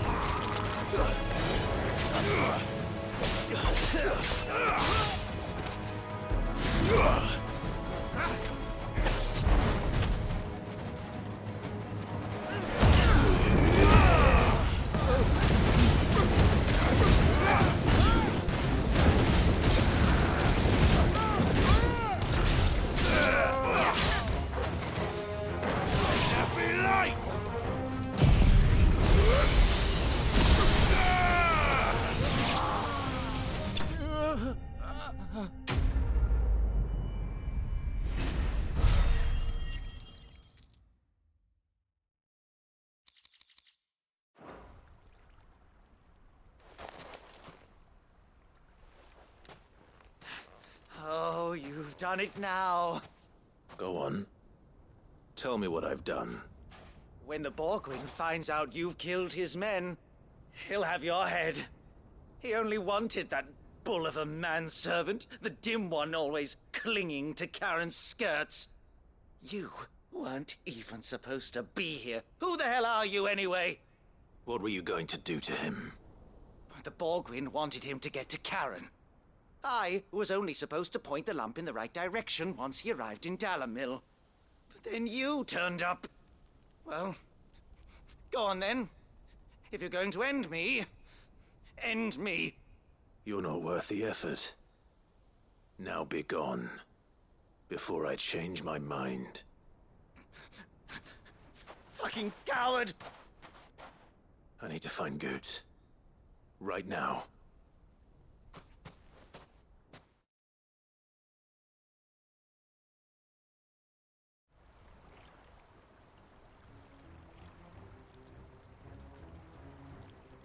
Get your filthy paws off me, you naughty-pated lout! Stop calling me names! And stop spreading them horrible lies about Nan! Well, that will be easy enough. For they are not lies. Every last word is true. And she must pay for her crimes in blood. Blood? Goose, are you all right? He's gonna kill Nan! He said she had to pay in blood! After what she did, it is only right. She ruined my life and the lives of countless others. That loathsome harpy's very existence is a crime, and I will not allow it to continue. Goods, was it? I have no quarrel with you. Only with your employer. Run along now. You need not pay for her sins. No. No? I don't care what she did. I won't let you hurt Nan. Promise me you won't hurt her, or I'll kill you myself! Goops, no. Enough, all of you!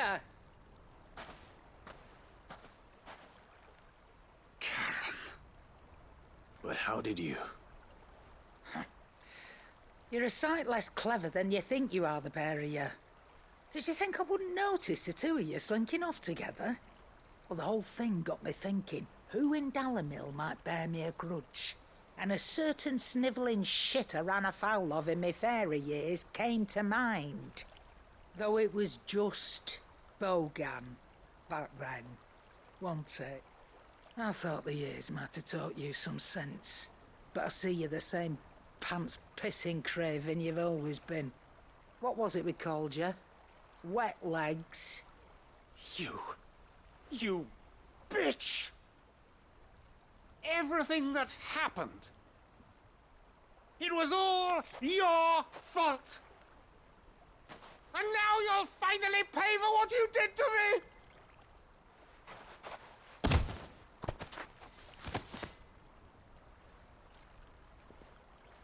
Gooch, you... If you want a piece of Nan, you'll have to go through me. Fuck!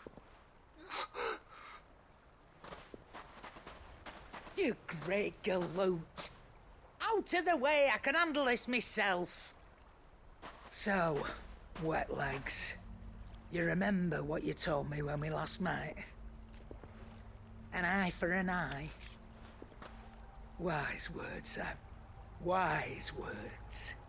And now, it's time to collect.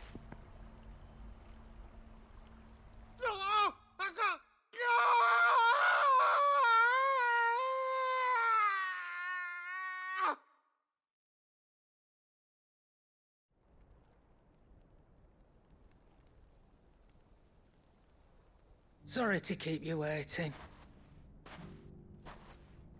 Is he... Dead? No. But I reckon he wishes he was. It isn't easy going through life one eye short of a pair. After all, I should know. You don't mean... Oh, don't tell me you didn't notice. Lost it to old Wet Legs back when we were working the same routes. Said I'd stolen from his strongbox. I'd done nothing of the sort, mind. But that didn't stop him taking his little revenge. So I took some of my own. Sorry, lost everything. His coin, his clients. Always knew he'd be back one day to claim his due. But he crossed a line dragging poor Goots into this. He didn't hurt you, did he? No, Nan. Still got all my arms, see? Legs too. But what if he comes back again? What if he does? First we take the other eye, then we work our way down. He'll learn his lesson soon enough.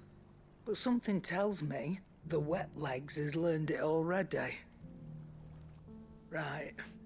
Let's get you back to the hideaway. You've attracted quite enough attention already. Ta-ra, Clive. Remind me never to cross you, Karen.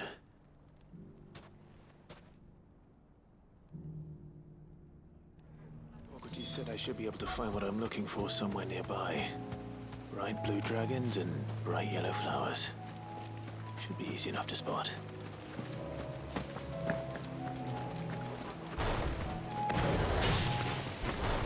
This must be our wyvern. Right.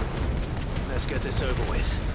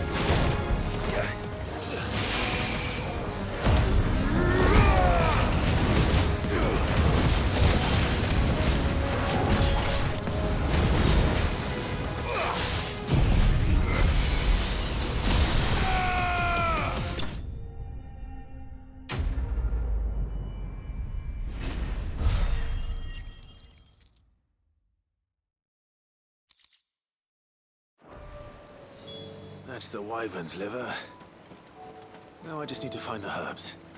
Bright yellow with a heady scent. Faster!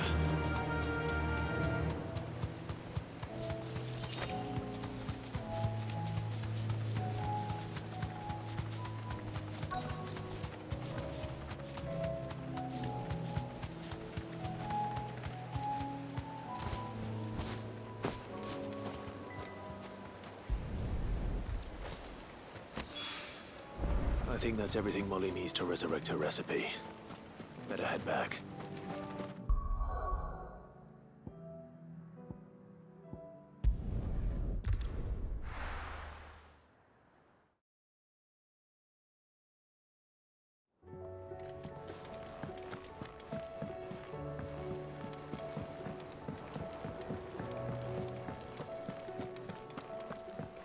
Which song should we listen to? So, did you have that word with Tomes then? I did, and he was as helpful as ever. He told me exactly where to look, in fact.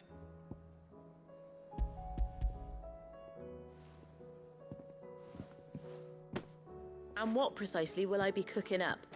Or is it better not to know? Blueback wyvern liver. And, a herb known as Saint's Bonnet. Ah, wyvern livers, was it? Well, at least it weren't actual worms, I suppose. Now then, you stay right where you are. I've got some cooking to do. Let's hope these grand old chefs of yore knew what they were on about.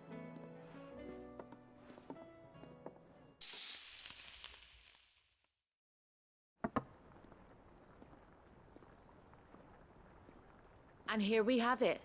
Fried mortress of skyworm. Ivan's offered to make sure it's fit for consumption. Well, I say offered. He as good as begged. And rightly so. Is there any higher honour than partaking in a slice of culinary history?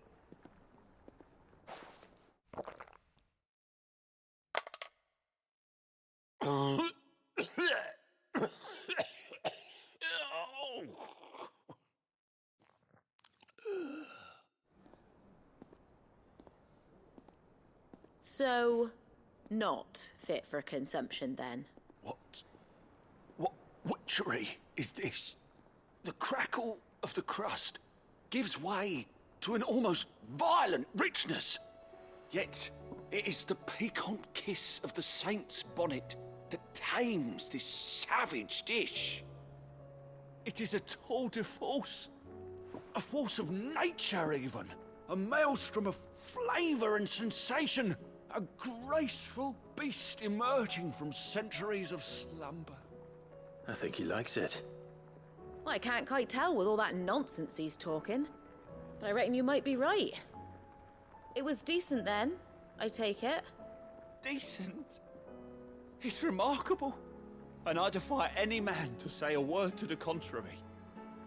Sid, might I suggest that you command a party of your finest men and women to procure a dozen blueback wyverns forthwith? I'll give it some thought.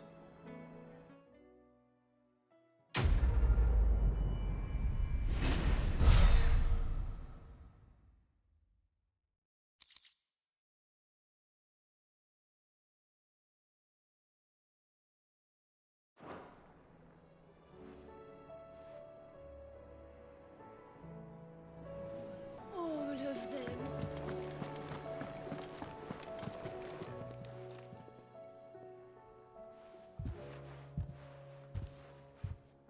Nothing like a dish of cold vengeance to foul the gut. I'm sorry, Nan. I didn't mean to make things worse. I just thought I had to protect you. Like you've protected me. Aye, well, someone had to. Your parents certainly didn't give a whit for your well-being. Reckon the both of us would be worse off if I'd not taken you on. You've always been me right eye, Goots. And I'd have you stay that way. So don't you dare go looking for trouble again. Well, I will. If you ever need help, I'll do it again and again, and you can't stop me. Why, you big lump. Fine. Play the hero if it makes you happy. Thanks, Nan. I won't let you down.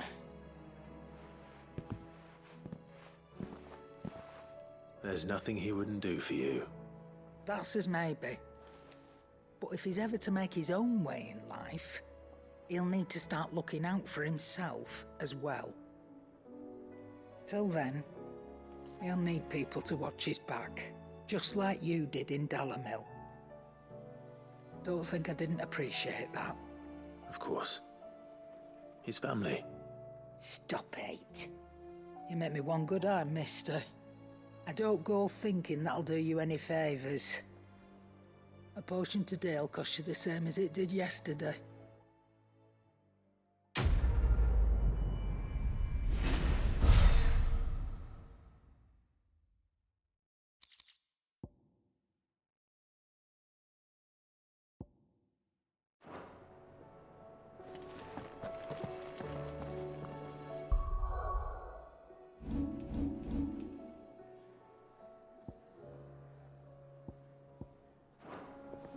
If it's knowledge you seek,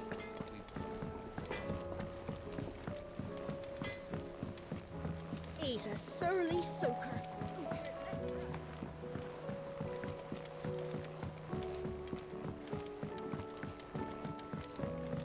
Sid! Heard you were in Canva fetching your head.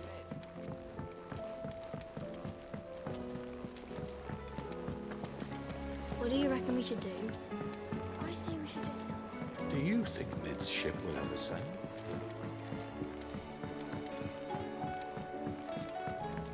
Well... Here, Sid.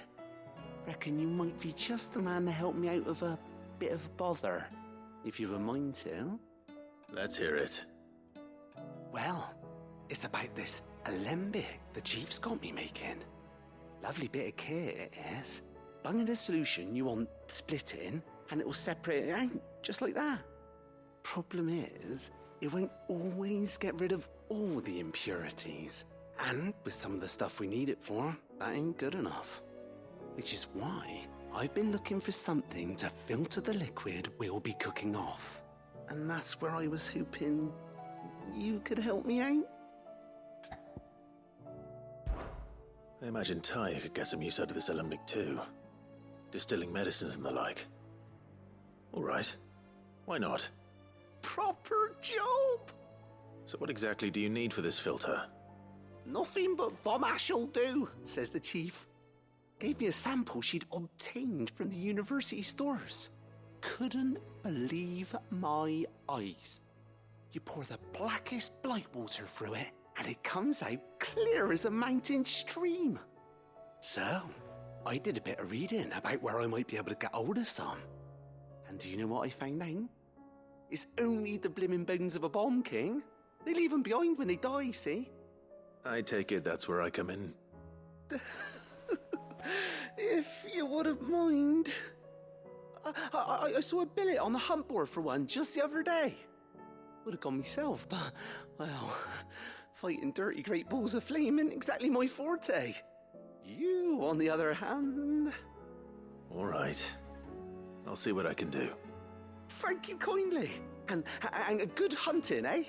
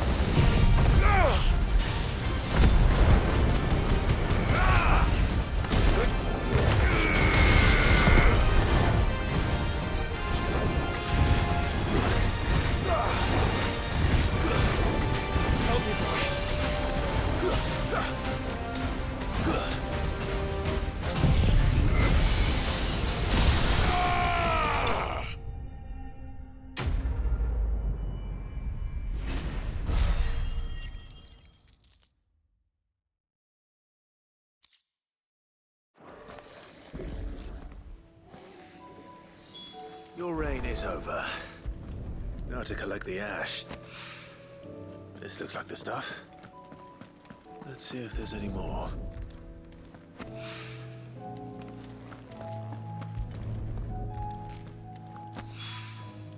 That should do it. If a wine needs more than this, he can fetch it himself. All right there, Sid? How's that hunt for the bomb ash going? I have it here.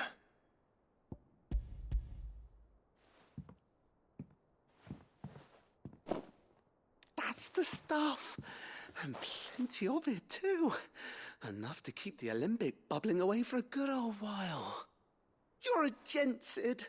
Let nothing say otherwise. Right then, let's get this contraption up and running.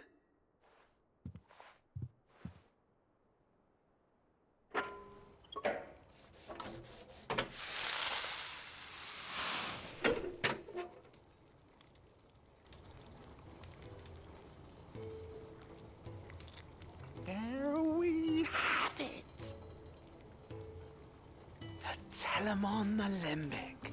And it works just like the chief said it would. Very impressive. Says the man who cut down a burning boulder. Speaking of which, I still haven't returned the favor. There's no need. The good it will do for the hideaway is reward enough. Don't be silly. Why don't you let me take a look at that bag of yours? The one you keep your potions in. Reckon I could work some magic on that, huh? What kind of magic? Well, we happen to have isolated a substance in our test run of the Alembic that I reckon will make even the toughest leather supple as anything. Thought we might use it to breathe new life into old boots and the like. Save the hideaway a few gil. Ah, I reckon if we slap a bit on your bag, it'll loosen it up enough for you to squeeze in a bottle or two more. Well, it can't hurt to try, I suppose. That's the spirit. Leave it with me. I'll only be a mo.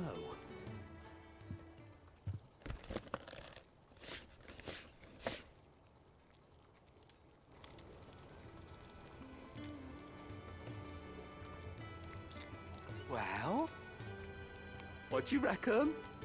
It certainly feels more flexible. Right? Told you. Thank you. I think. No.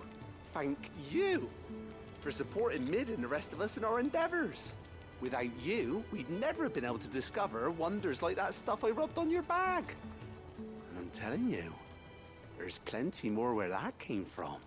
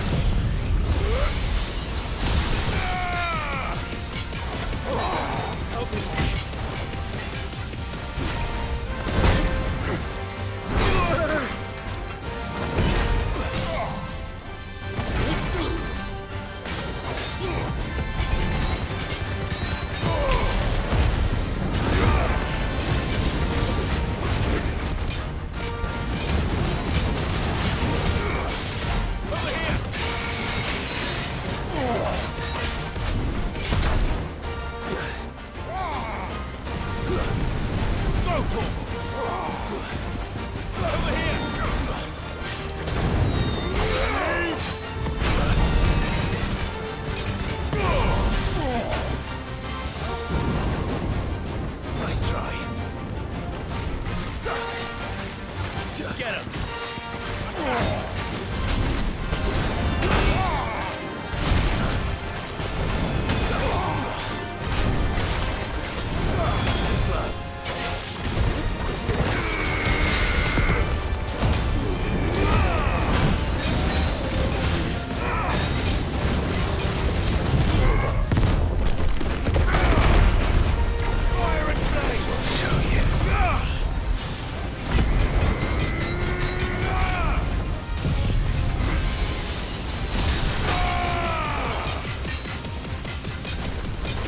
Finished.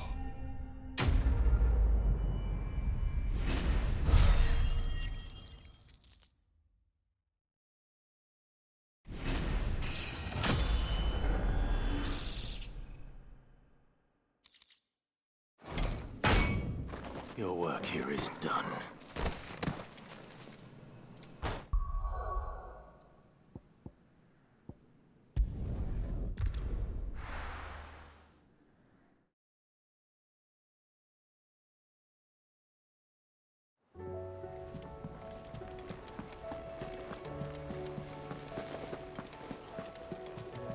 Cole said it was an army of Akashi. What will happen to Mid and the others? They'll be fine as long as...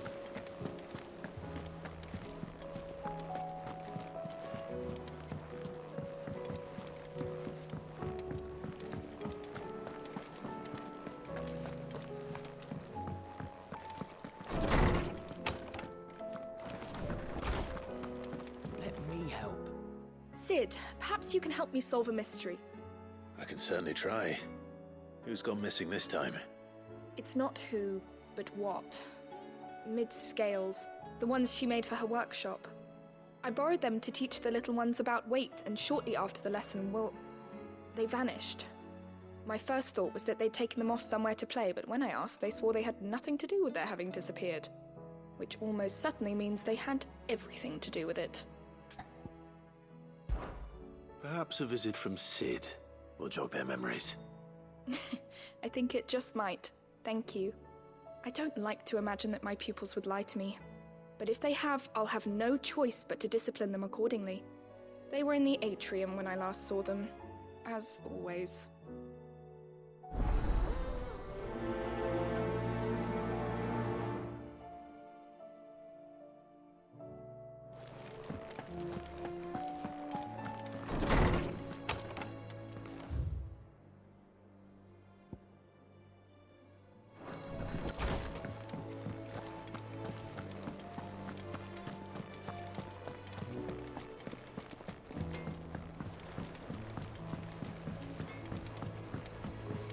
He's a surly soaker.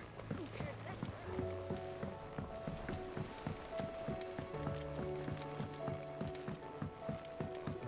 less? Sid! Heard you were in Canva fetching young men.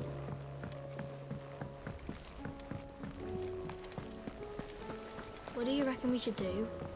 I say we should...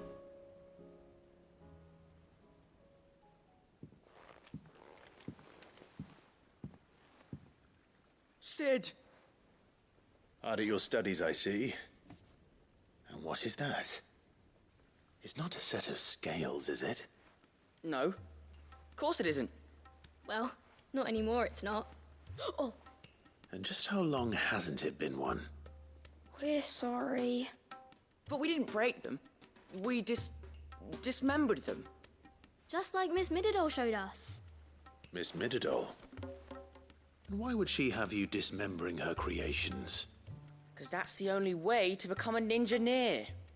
Miss Mididol said, the best way to see how something works is to take it apart and put it back together again. Well then, your work is already half done. Carry on.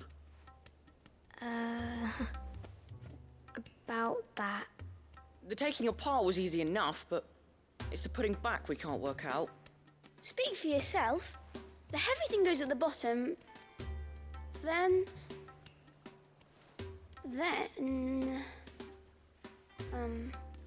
You three need to learn to take responsibility for your actions.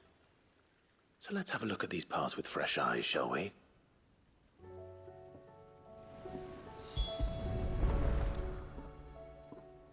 right.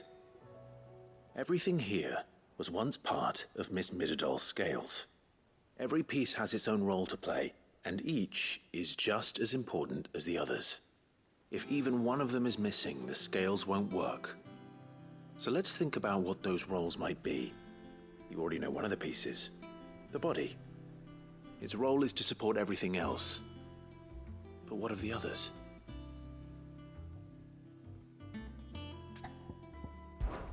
This is called the arm. Why do you suppose that is? It doesn't look much like an arm. You're right. It looks more like a wing. Like a chocobo wing! You've ridden a chocobo before, haven't you, Sid? Will you teach me to ride one day? I'll think about it. Now, what do arms do? Hold things. So wait, maybe this arm holds things too? Good thinking. You're on the right track.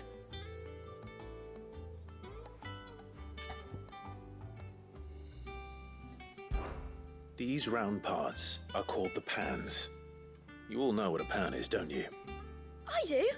Molly uses them in the kitchens to fry bangers. But these aren't for frying bangers, you idiot. They're for weighing stuff. But what if I wanted to weigh Goots? I don't think he'd fit on that little thing. Probably not. What are the chains for? Holding the pans up? Well spotted. Which means something must hold the chains up in turn.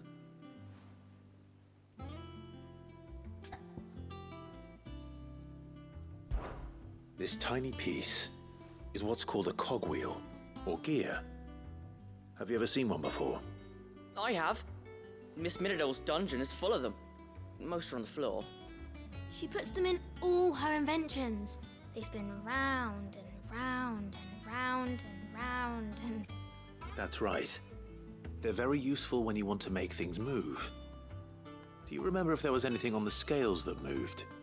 I remember the arm moved when I tried weighing an apple. And then somebody ate it. Not my fault. You shouldn't have tried weighing it before lunch.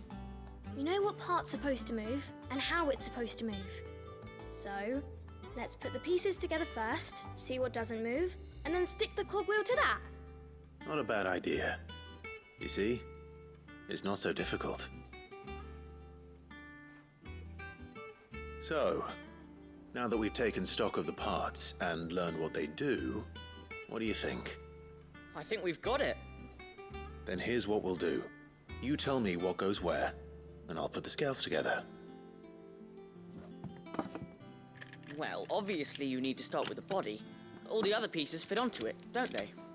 And the arms go on the body, just like real arms. Or wings, if you're a chocobo. And then the arms hold the pans by the chains. Very good. Let's see if that works. There. All finished.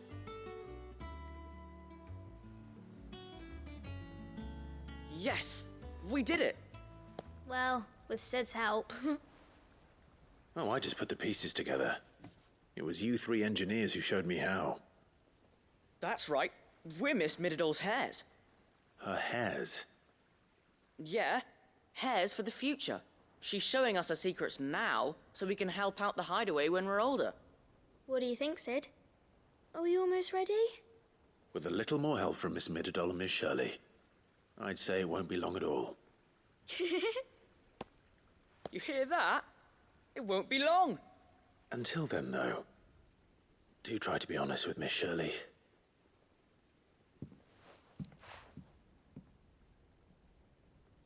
Hey, look! We never used the cogwheel. You don't think Sid forgot about it, do you?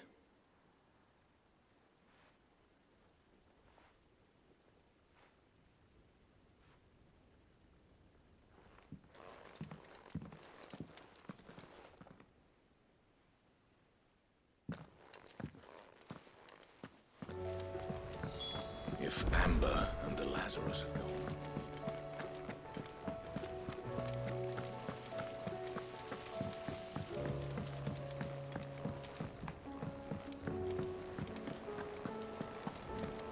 How are we supposed to do our duty when the hills are cold? Cole said it was an army of Acacia.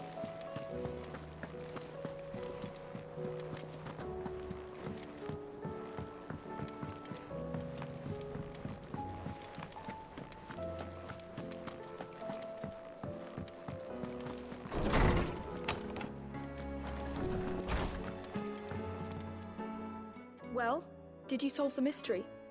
It was as you thought. The children had the scales, or the parts of them at least. They dismantled them to see how they worked. Oh, no, Mid will have my head. Thankfully she won't. This might even have been her idea. Although I was the one who ended up teaching the lesson. I'm so sorry, Sid. I know how busy you are. I shall see that the children are properly punished. Please, there's no need. Mid seems to have taken the three of them under her wing. She's even calling them her heirs. She'd have them follow in her footsteps. And her father's. I see. Sid, do you know why Mid has been spending so much time at the hideaway of late? She told me it was because her studies have been interrupted by events in Canva. Is that not true? No, it isn't. The university offered her a commission. In exchange for full tuition, room and board, they asked her to oversee the design of several new war engines. To anyone else it would be an opportunity, but to Mid, who lost both her parents to war, it was a bitter pill. One she was none too keen to swallow. But that should come as no surprise. She's only ever cared about bringing people hope. The very last thing war can be said to do. Which explains her heirs. She's working to give them a better life. And so should I. What's the odd engineering lesson? Oh, you've given them far more than that. And I'm sure they're very grateful.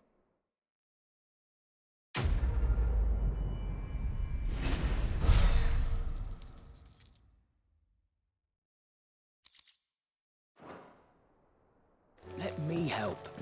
I know my letters. Most of them, anyway. Very well.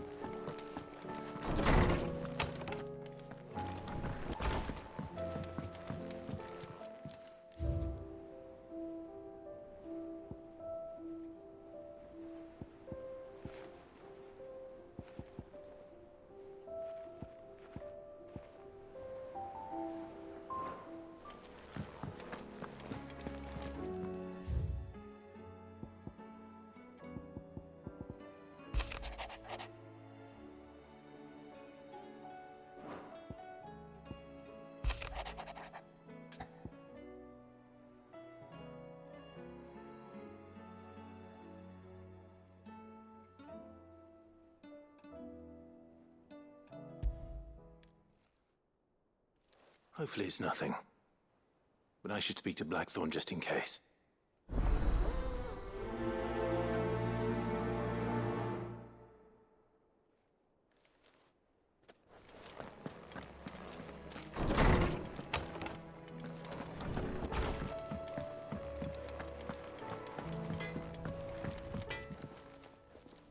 Blackthorn, do you have a moment? Not really, no. This won't take long. I just wanted to ask how you're getting on.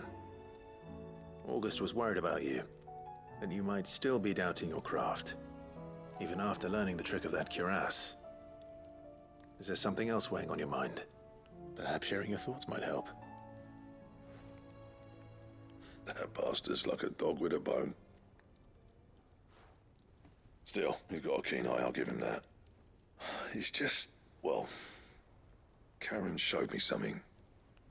Something I've never seen before. And that was? A sword. An odd-looking thing with a single-edged blade. The metal itself wasn't anything to write home about, but fuck me, the edge on it. You could slice a man clean in two with a weapon like that, and he'd be halfway home before he even realised he'd been cut. So that's what's troubling you? No. Not troubling me exactly. More distracting. Can't stop thinking, how do you get an edge that sharp? It's driving me mad. And if you knew how to do it, we could arm the curse breakers with even better blades. That's about the size of it, yeah. I'll see what I can find out. Sharper swords are always welcome. And we can't have our master blacksmith being distracted.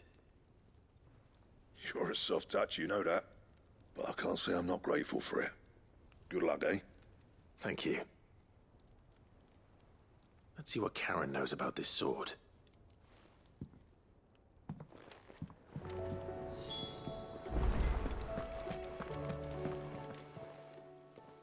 You're looking well, Karen. What you want? Out with it. I want to know about the sword you showed Blackthorn. Single-edged and extremely sharp. Running around after him again, are you? I suppose I am, yes. But I need to help him find out how to work an edge like that. It's driving him to distraction. Little wonder, I suppose. There's not many like that make it as far as the twins, and those that do go straight into private collections.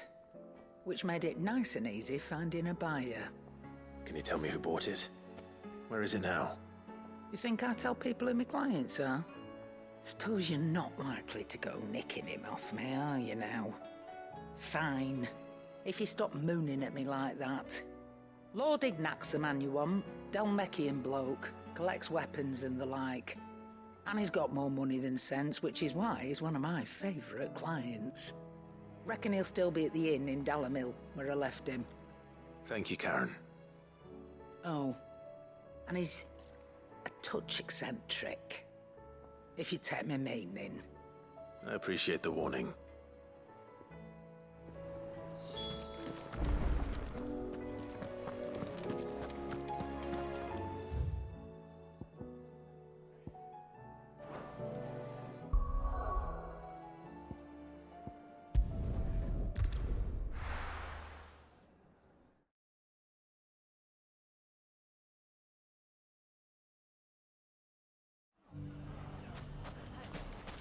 People take notice of wealthy men.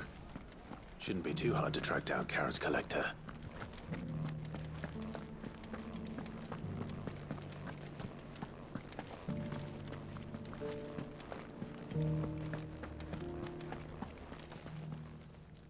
My reputation will be ruined! Ruined! Calm yourself, Lord Ignac, I beg of you, before you do yourself a mischief. Pardon the intrusion, but... Out! Get out! I paid for these rooms so I wouldn't be disturbed. Leave me be! Please, allow me to apologize. His lordship is going through a difficult time, and he's never been fond of guests arriving unannounced. Radim! Get rid of the filthy oaf this instant! Very good, Lord Ignac. Would you mind stepping outside for a moment?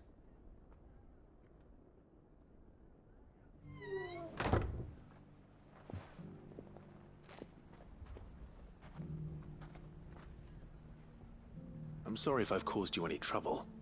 That? Oh, no. That's just how his lordship is. Though the morning's events have left him somewhat fractious. He has been dispossessed of his luggage, you see. The thieves also made away with a considerable amount of coin. Coin the innkeeper will soon be keen to collect. I don't suppose a certain blade was among the stolen items.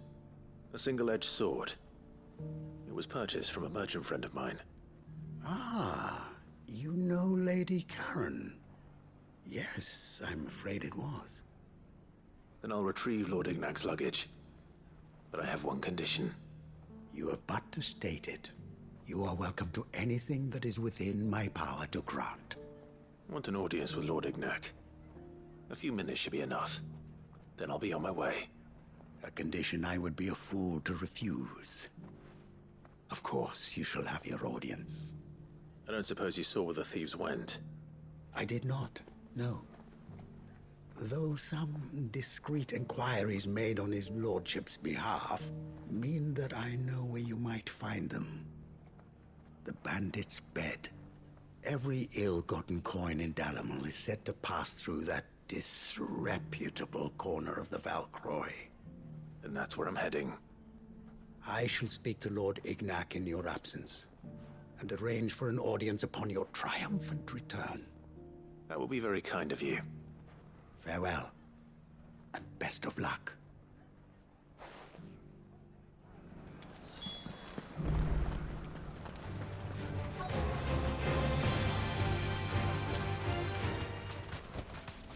Thanks, Gal. We've got company! Come on, lads, let's tear the bastard's head off!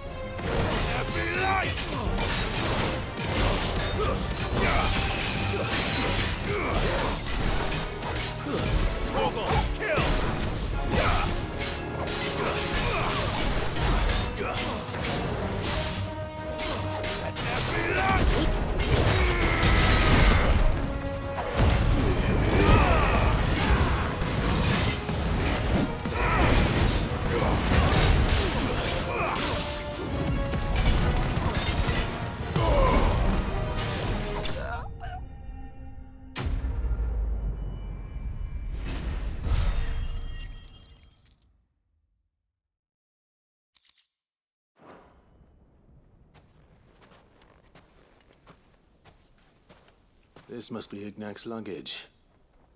Nothing seems to be damaged. All right. Let's get it back to Dalamil.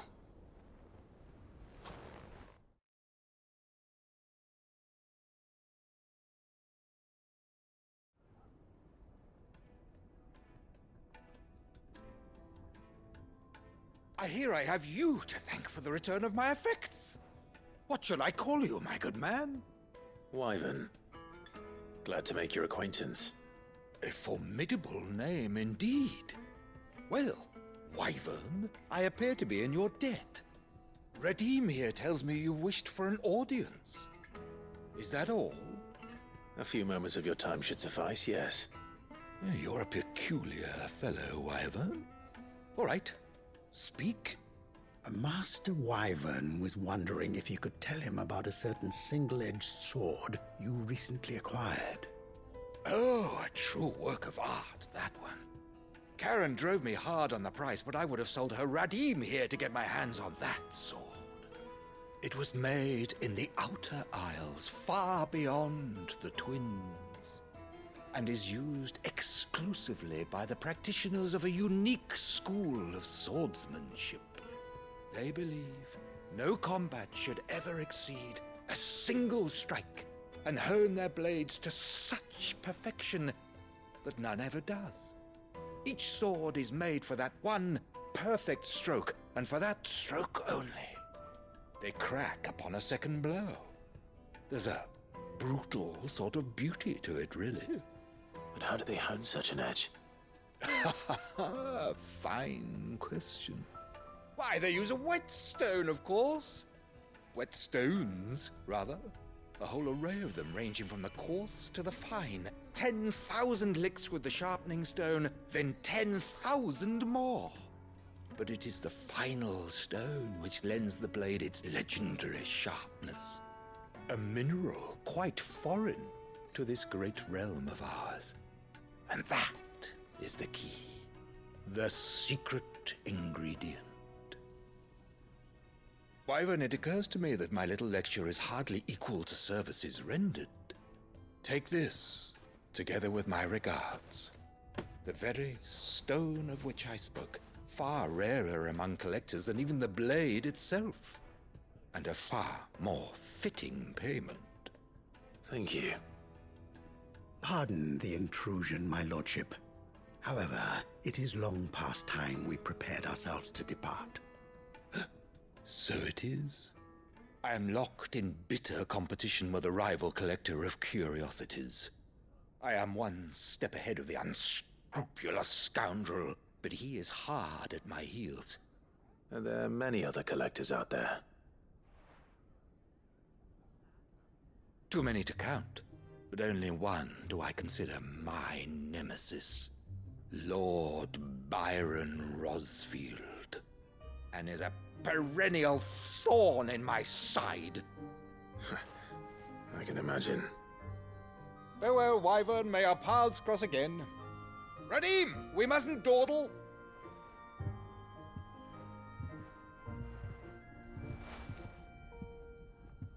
I think his lordship is rather taken with you, Master Wyvern. Thank you again for your assistance. Coming, my lordship. I'll be right there.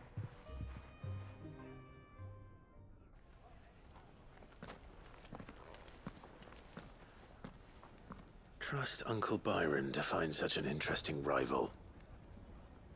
Now, let's see what Blackthorn makes of this whetstone, shall we?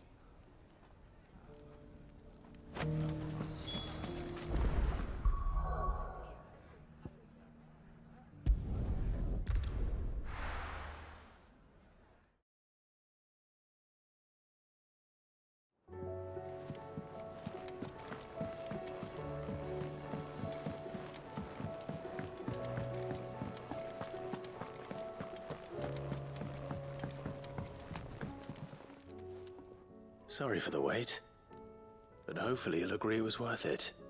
You learned something about that sword, then? I did better than that.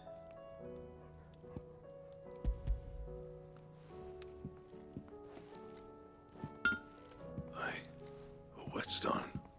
Yes, but not one you'll find anywhere in Valisthea.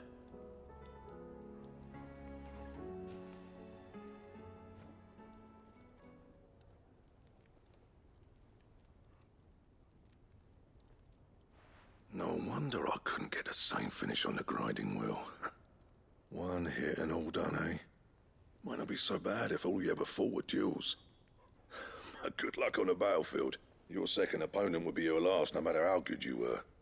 Even so, is there some way it could be used to give the Cursebreakers an edge?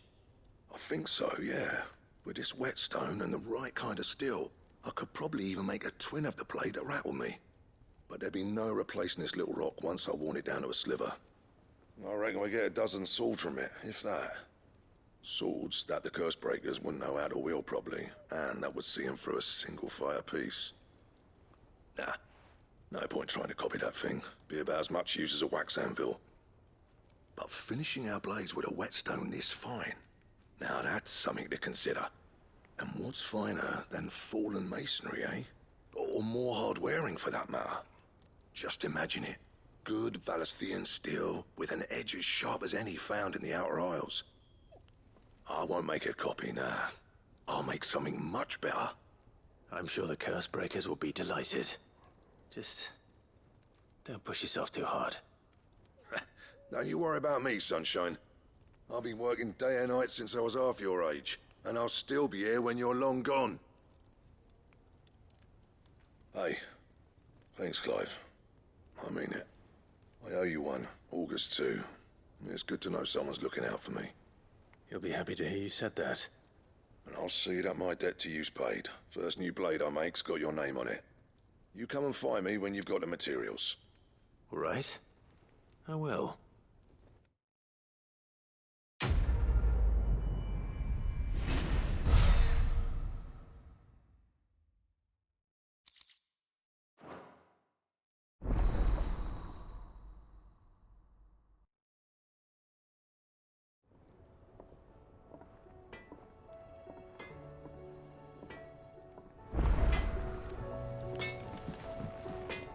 Trouble with your gear, or...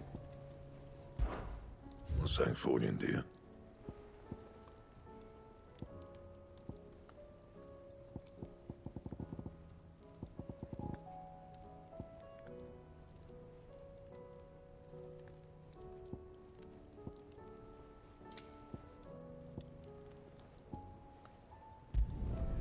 No scratches, right? Not bad, if I do say so myself. Anything else?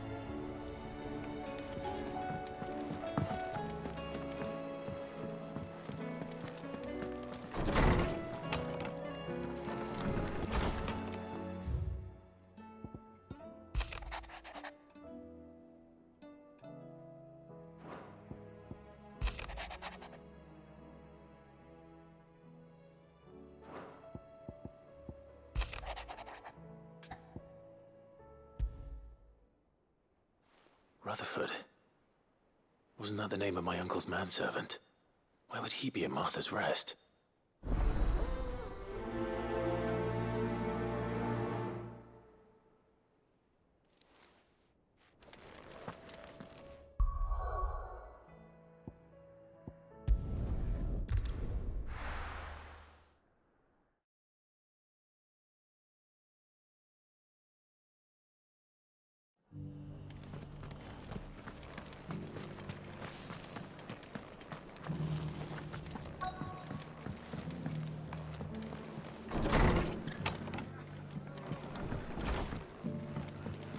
The latest from Twinside.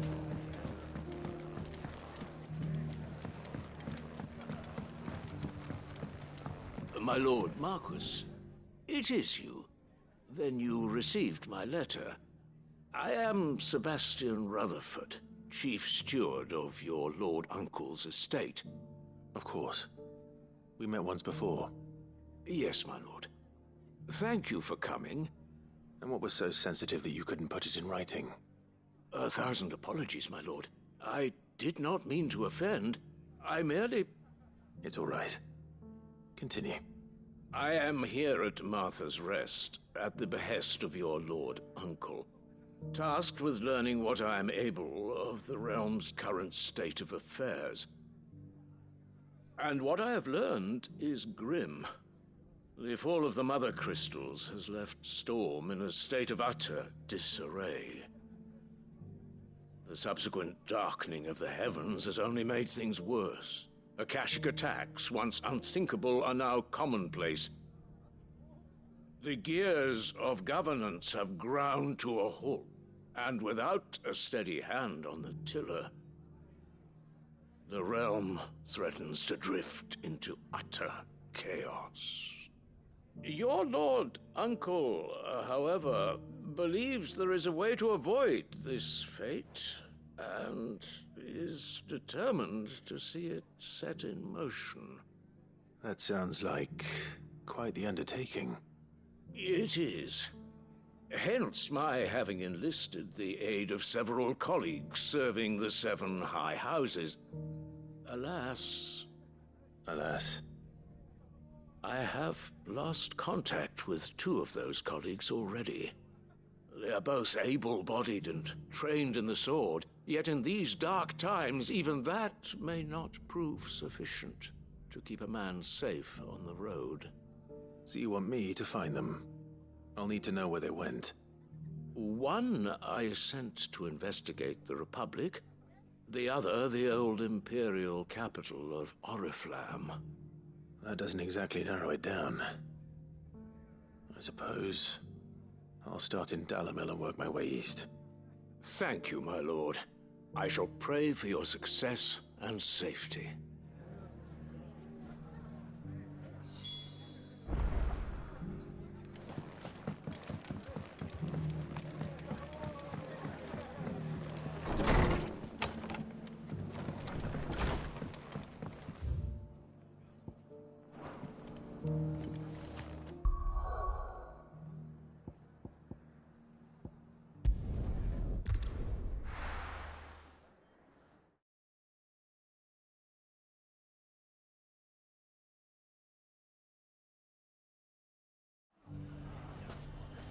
It's not going to be easy finding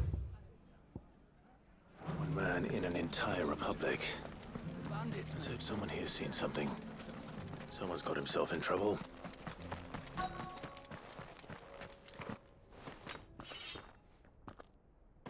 I don't see your master here, so you can start by giving us all the coppers in your purse. I already told you, I have nothing. Then maybe we'll take that pretty outfit and the steel you're wearing. Please! These men are trying to rob me! I'll deal with this. Thank you. You that one's master, then? If you'd kindly pay the coin he owes us, we can pretend you didn't draw your blade on Republican soldiers. Or you can go back to your garrison and I won't report you to your captain. Oh, you're more than welcome to. He hasn't had many visitors since we slit his throat.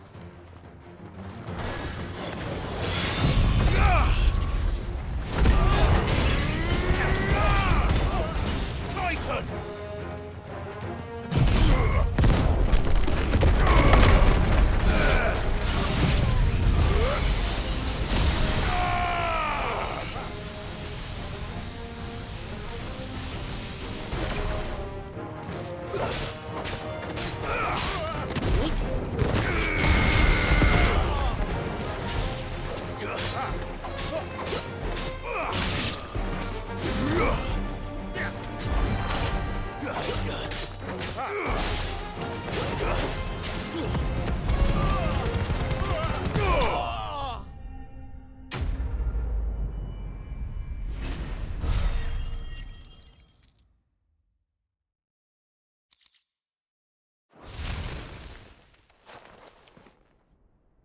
I'd expect as much from Hugo's faithful, but these were men of the fist. Much has changed in the Republican army since they lost their rock. You've seen this kind of thing before, then? Many times. I was sent here to observe the situation. You're one of Rutherford's men. He sent me to look for you. Well, then you have my thanks. I fancy I could defend myself against one, perhaps two, but a whole regiment. I arrived in Dalimil several days ago, but when I called upon the captain of the local garrison to make inquiries, his men confiscated my effects and locked me in a cell. The captain is no more, and his men make the rules now. Fortunately, I was able to bribe my way free, only to be stopped again by those soldiers you so kindly dispatched. What of the Fist's central command? Surely they wouldn't allow such lawlessness amongst their ranks. I would imagine they are unaware of it. Most of the army has fallen back to the capital and hunkered down behind her walls. Those who weren't recalled now rule the fringes unchecked, answering to no one but themselves. Then it's worse than we imagined. You should return to Rosaria. It's not safe here. I'll find a caravan heading north. You won't mind if I borrow one of these soldiers' coin purses?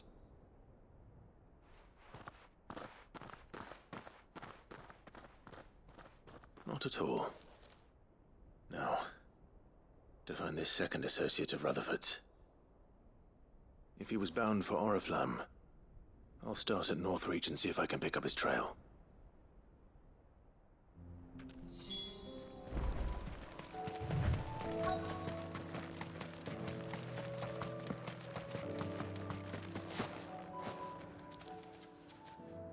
What happened here?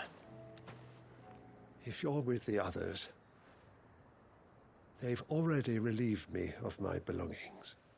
I'm not. I'm looking for someone who was sent here by a man named Rutherford.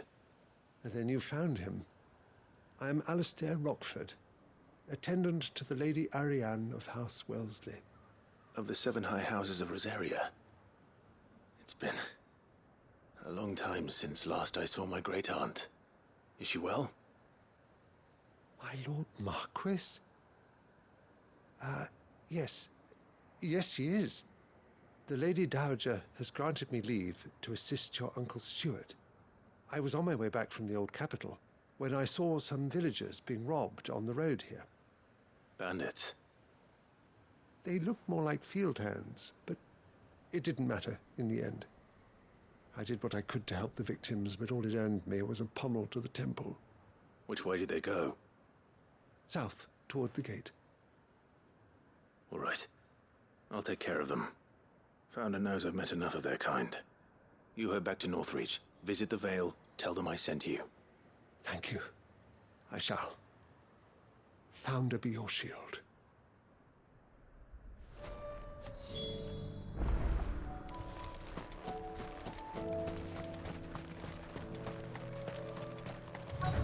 They just couldn't resist, could they?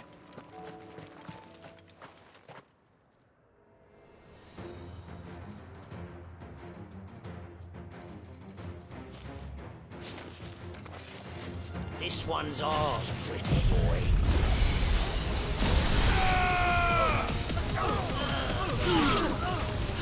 It's over.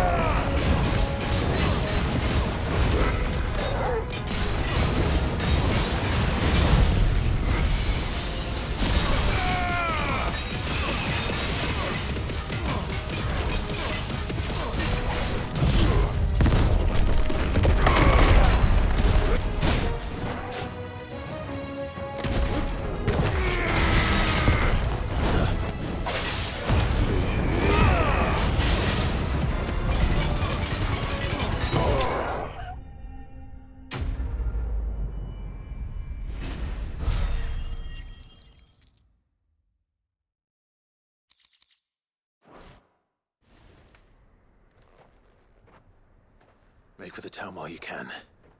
There may be more bandits nearby. You don't need to tell me twice. Many thanks, traveler.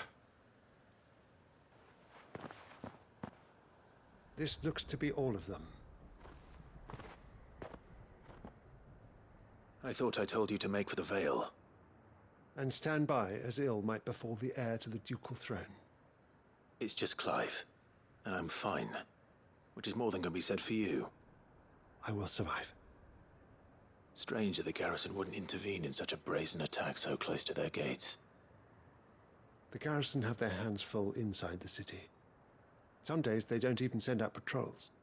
There are few hands left to work the fields, and even fewer to transport the grain. The market stalls are nearly bare, and the price for what remains is exorbitant. It's not uncommon to see a fight break out over a crust of bread. When I said the ones who attacked me didn't have the look of bandits, I meant it. They were probably just desperate. Rockford, listen to me. If you are to continue your investigation, you first need to seek the attention of a healer. Of course. I shall return to Northreach right away. But allow me to thank you first. Had you not happened along, Don't thank me. Thank Rutherford. It was he who sent me. I suppose he'll be wondering where I've got to. I shall send a Bistolus as soon as I'm able. Good day.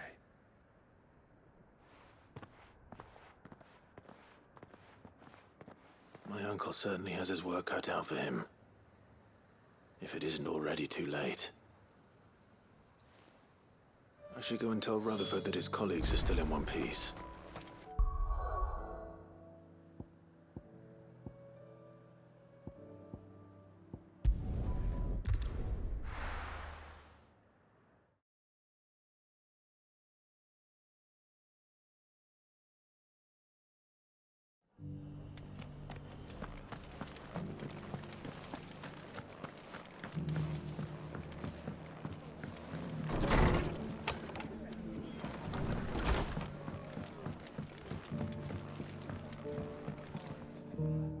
I see you're still here.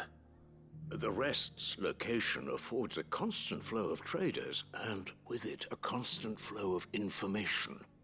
Speaking of which, I received word from both my associates. They have resumed their investigations, thanks to you. I only happened to be in the right place at the right time. They both seem to think the realm's prospects rather grim. I am afraid that grim would be putting it lightly. Storm is in crisis, and if we are to free her, we must work quickly. And we must work together. Such is your Lord Uncle's wish. As it is mine.